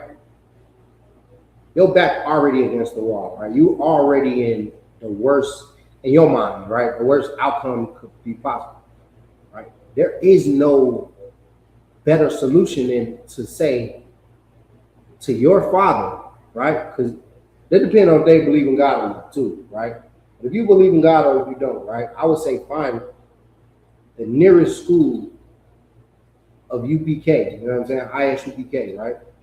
And go in there, go to brothers and tell them your situation and fight for your life. Show them that you're willing to do whatever it takes to escape your situation, right? Show them whatever it takes to you know what I mean? Like, and I say that not to be like just politically correct, because you have to go to people that's better than you to get up out of a situation that you put yourself in from trying to be like everybody else, right? You tried things your way. Now you have to do things the way that honorable men would do. You tried the bad way, right? You tried the self-sufficient way. Now you have to say, okay, what would be the way that I do these things the righteous way? How do I turn this around? How do I lift that burden off of me? The only way you're going to lift a burden off of you is to fight your demons and to fight for the Most High. Get the Lord to have to work for you. You understand? The Most High is a power that's here. He's either going to work for you or against you. And if you come in and you say they're in that situation, right, all the hell, everything, that means the Lord working against you. You understand? He's not on your side. To get him on your side, you have to do things for him. You have to, and this is the beauty of it. He don't want you to do anything but correct yourself. He wants you to convert yourself, to honor him and be obedient. That's gonna entail, people say, well, is that just gonna be something that, well, okay, it's just for me. I convert myself. I already do good things. I already give charity. That ain't what that just consists of. You just fixing yourself, because there's a whole list of things that you have to do, right?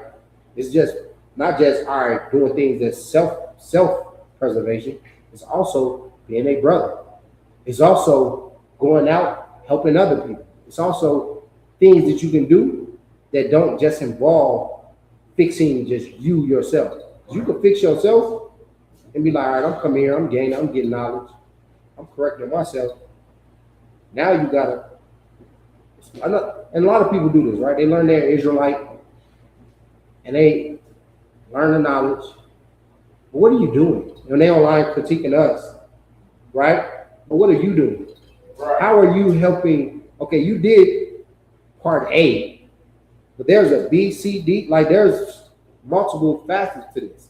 It ain't just fixing yourself and then now you go back to your house and you sit in the house and I'm an Israelite, I'm not eating pork, I'm not celebrating Christmas, I'm just at home, you know, reading my book, reading the Bible. That's not it, because there's other commandments. You have to go teach others. You have to go be a brother. You know what I'm saying? You have to go be a goddamn vessel of refuge for other people. You have to be an example to other people. You can't just go crawl back under your rock after you learn you're an Israelite, which a lot of people do. A lot of people learn they're Israelites and they go home and they teach their wife and they teach their kids and they keep the Passover in their house and they do all this stuff. They don't eat shrimp and then they online. I'll never be a part of a camp. Camps are the worst. They're evil. But yet, a camp is out there going in the streets, preaching to other people. What are you gonna go by yourself? You gonna go out there, you and your wife and your kids, and go have camp and go teach to people, and then the white man roll up and you say the white man the devil, and this and they beat you and your kids. So like, beat you and your wife and your kids up, and then what? Now you don't even want to be Israelite no more, huh? Hey, now you went back to Christianity. Christianity is safe. You know what I'm saying? It's safe. That's the point. You can't. It's so many things that we have to do, but you just can't go. You know what I mean? You're not just gonna be able to be like, all right, I learned this. I mean, so many people do. I talk to so many people. Oh yeah, I know we the Israelites. But you're getting high. You know, like just learning you're an Israelite is nothing. It's not gonna get you salvation. You understand? That's not gonna get you a part of this new covenant. That's why it's not magic that the laws are in your inward part, because, like he said, it's consistency. It's putting in the work, doing the work, showing Christ that you didn't. You're not stepping on his grave. You know what I'm saying? On his bones. Go ahead. You got something to say? Yeah, what you're saying is it's so real about how like they just learn about it and they just want to. Like our people hate order. You know what I mean? Like they'll change everything about themselves. You know what I'm saying? A few years ago, I saw it was on Facebook. It was a brother and his wife holding the camp on Facebook, and he was the reader. So hold on, he was the reader. Yes. He was the reader. She said read, and he was reading. No. That's diabolical. Yeah, that's insane. That's insane, bro. That was a fact. Yeah. And that's what I'm saying. Like, that's insane. No, that's insane. No, fact. That's insane, man. Not the white telling him to read. Not that reading is a belittlement, but it's just the principle of like in that scenario. Yeah, in that scenario, it's like she's the prophet, Right. and you're the person that's just reading for the prophet. And that's what I'm saying. I don't want to belittle it because reading is just as important as, you know what I mean, as you know, everything else, the process, teaching. Now, I was gonna say, like, Christians is watching right now are extremely confused with what we laughing at. You know what I'm saying? But we got certain protocols in here, but we understand that whoever it is teaching at the time, whoever it is that's reading at camp, they are the primary authority figure. You see what I'm saying? Over everything else. They're the person that's in charge over everybody else in the room, everybody else that's present. They are in charge, and everybody else is gonna move according to what they say. They're gonna move according to how they say move. You see what I'm saying? So that's your wife sitting up there as the primary target, the primary person in charge. You are, I don't want to use no language. You are pocket. Use your imagination. Use of it. Use of. Yeah. Like, yeah. So like that. So like, you see what I'm saying? Your friend sitting there telling you to read. Hey, loud around. You can't read loud. What? You know what? Let me get another reason. You know? So like, she put it on your son now. Like, that is absolutely disgusting. And it shows the disgrace that people have, like you said, for unity and brotherhood. And people forget. That's why your brotherhood classes are so important, because you got to bring that up to the brotherhood, because we need to have a class specifically on that, because about how that is not brotherhood. The fact that people don't want to come under structure and order. Right. You know what I'm saying? Not you in particular. I'm just saying, like, but like that part of it, like, just, man, because that it's so many people that you see on the internet that's so proud of not being in the camp. You get what I'm saying? They like, oh man, they say we're proud. Yeah, man, I'm not. I mean, I left the camp and I'm not a part of the camp. This and this. But how are you keeping the Passover? How are you keeping any feast day? Right. Yeah, our feast days are holy convocations. That's right. Holy gatherings. You're gathering with your family. You're gathering with the children who don't know anything about the Bible and ain't experienced nothing. Like you and your it's so that's not our culture. It's never been our culture. Yeah, read what you got. But I got a precept for everything you saying. You know what I'm saying? You can't just wake up one day after your mini YouTube dies and decide that you are now a prophet or an educator or anything like that. This is the book of Hebrews chapter 5 and verse 12.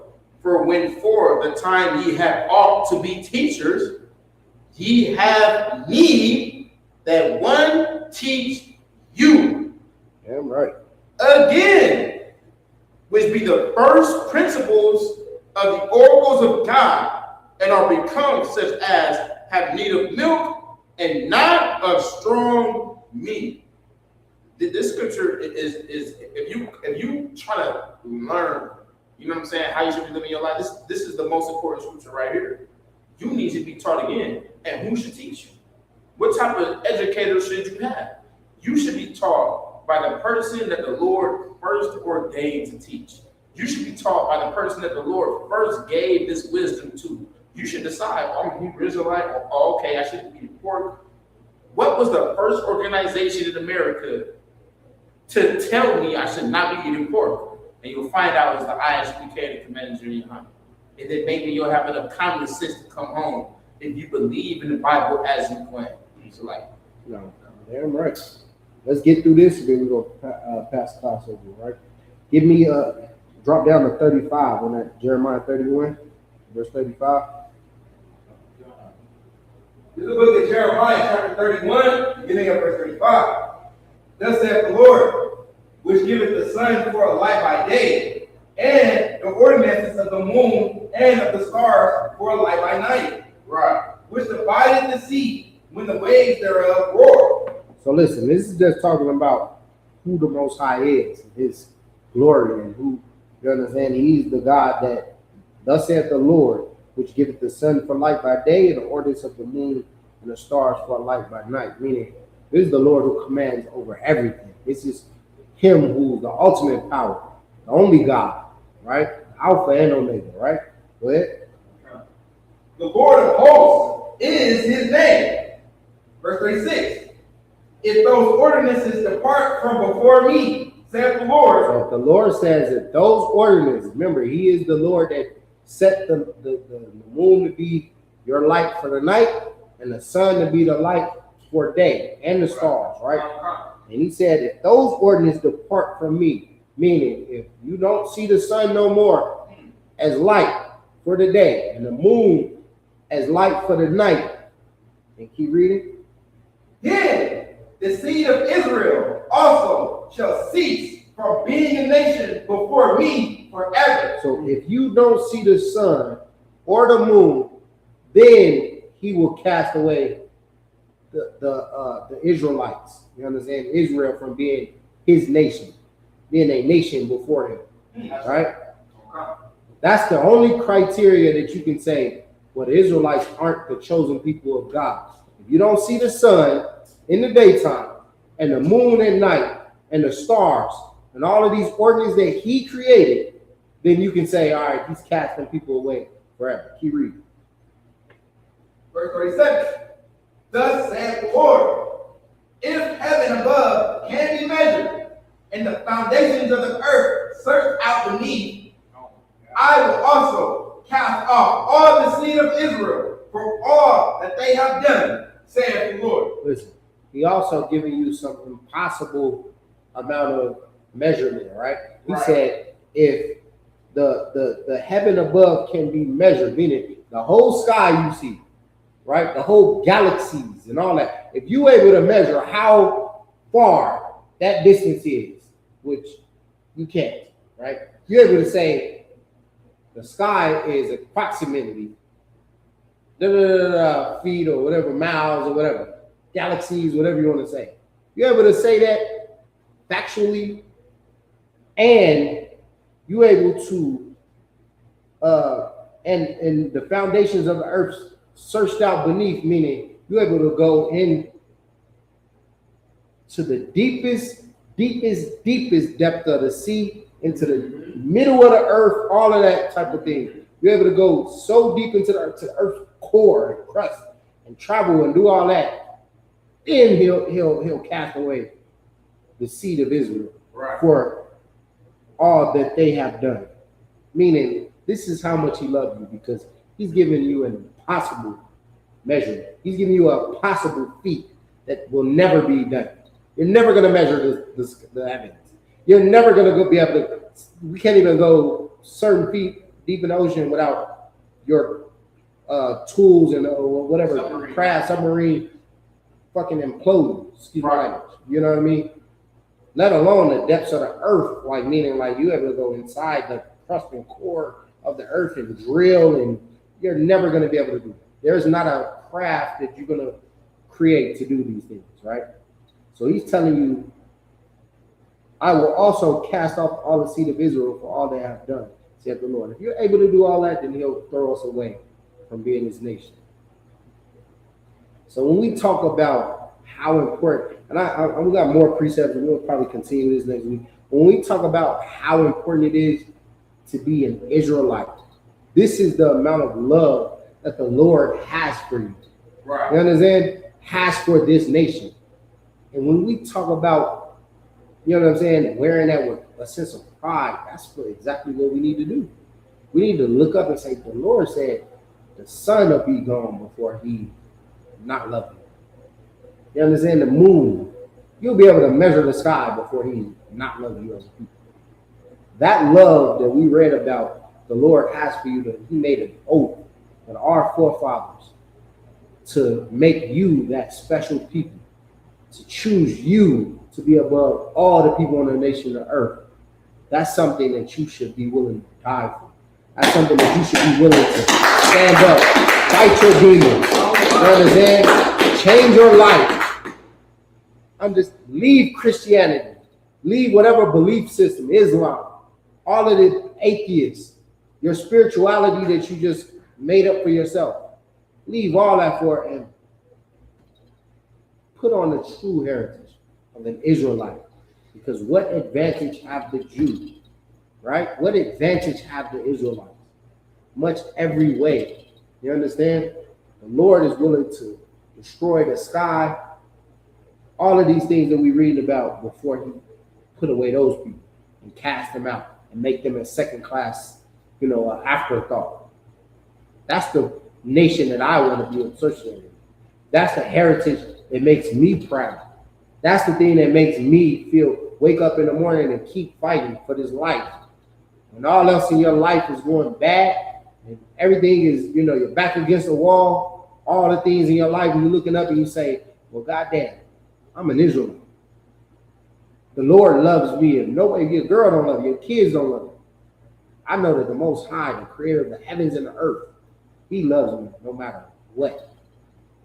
I just have to be obedient to the Lord and embrace my heritage. Man. And with that, I'm going to pass the class over to Priest and Officer Shalom. Clap it up.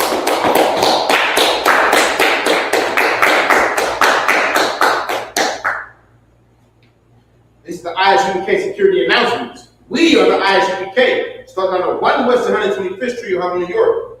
Rule for new brother and sister. When a new brother and sister comes to the school, they are off limits for 6 months. They will be saluted only. They are to shed themselves in the world. If they need transportation, the teacher will arrange it. After 6 months, if a brother or sister has an interest in a particular person, he or she must get permission from the head to speak to a brother or sister. There's another 6 months because the brother and sister will court each other, and after the 6 month period, the brother and sister will get permission from the head to marry. Tithes is a commandment. You can find this in the book of Numbers, chapter 18, verse 21, or Malachi, chapter 3, verses 8 through 10, which means 10 in the Hebrew, or Maishara, 10% of every penny of any increase the Lord gives you. Give to the treasury department or teacher. priest funds, that is a free will offering for a priest, not mandatory at whatsoever amount you would like. Upcoming holy convocations, we will be here at 1239 East Charleston Boulevard in Las Vegas, Nevada. If you are in the area, September 11th, to acknowledge the memorial blow of the trumpets, 7 p.m. Pacific time, so you get to tune in, or if you're in the West Coast area or Las Vegas area, you can come and join us directly. We are ISUPK Las Vegas on all social platforms, so you can contact us to figure out what it is you can do to acknowledge the Lord's High Holy Day. Otherwise, I suggest you go to ISUPK.com to figure out how it is you can contribute to the Lord's High Holy Day. If any brother wants to be a trooper in the school, to start wearing all black boots, shirt, pants, headband, and or scarf. And with that, men of Israelite might which means to stand. We'll give one courage salute to the teacher. Men of Israelite Shabbat. I might jump. Yahweh Shimmy out Shabbat. Yahweh Shimmy out Shabbat. Sorry with the sisters. Sisters, I might jump. We'll give one courage salute to the sister. I might jump means to stand. There you go. We'll give one courage salute to the sisters. Men of Israelite might jump Shabbat. I might jump. Barak. Yahweh Shema Shah. What you're gonna do is you're gonna put your hands at 90 degrees, cross your arms like this, your hands like this. You're gonna say Yahweh, Shema, Elathan, Vayashib, Yahweh Shah. So what that means is, Lord, in the name of Yahweh Shah, otherwise known as Jesus Christ, please watch over and protect our sisters, the daughters of Zion. And with that, that's your baton. Dismiss. Clap it up.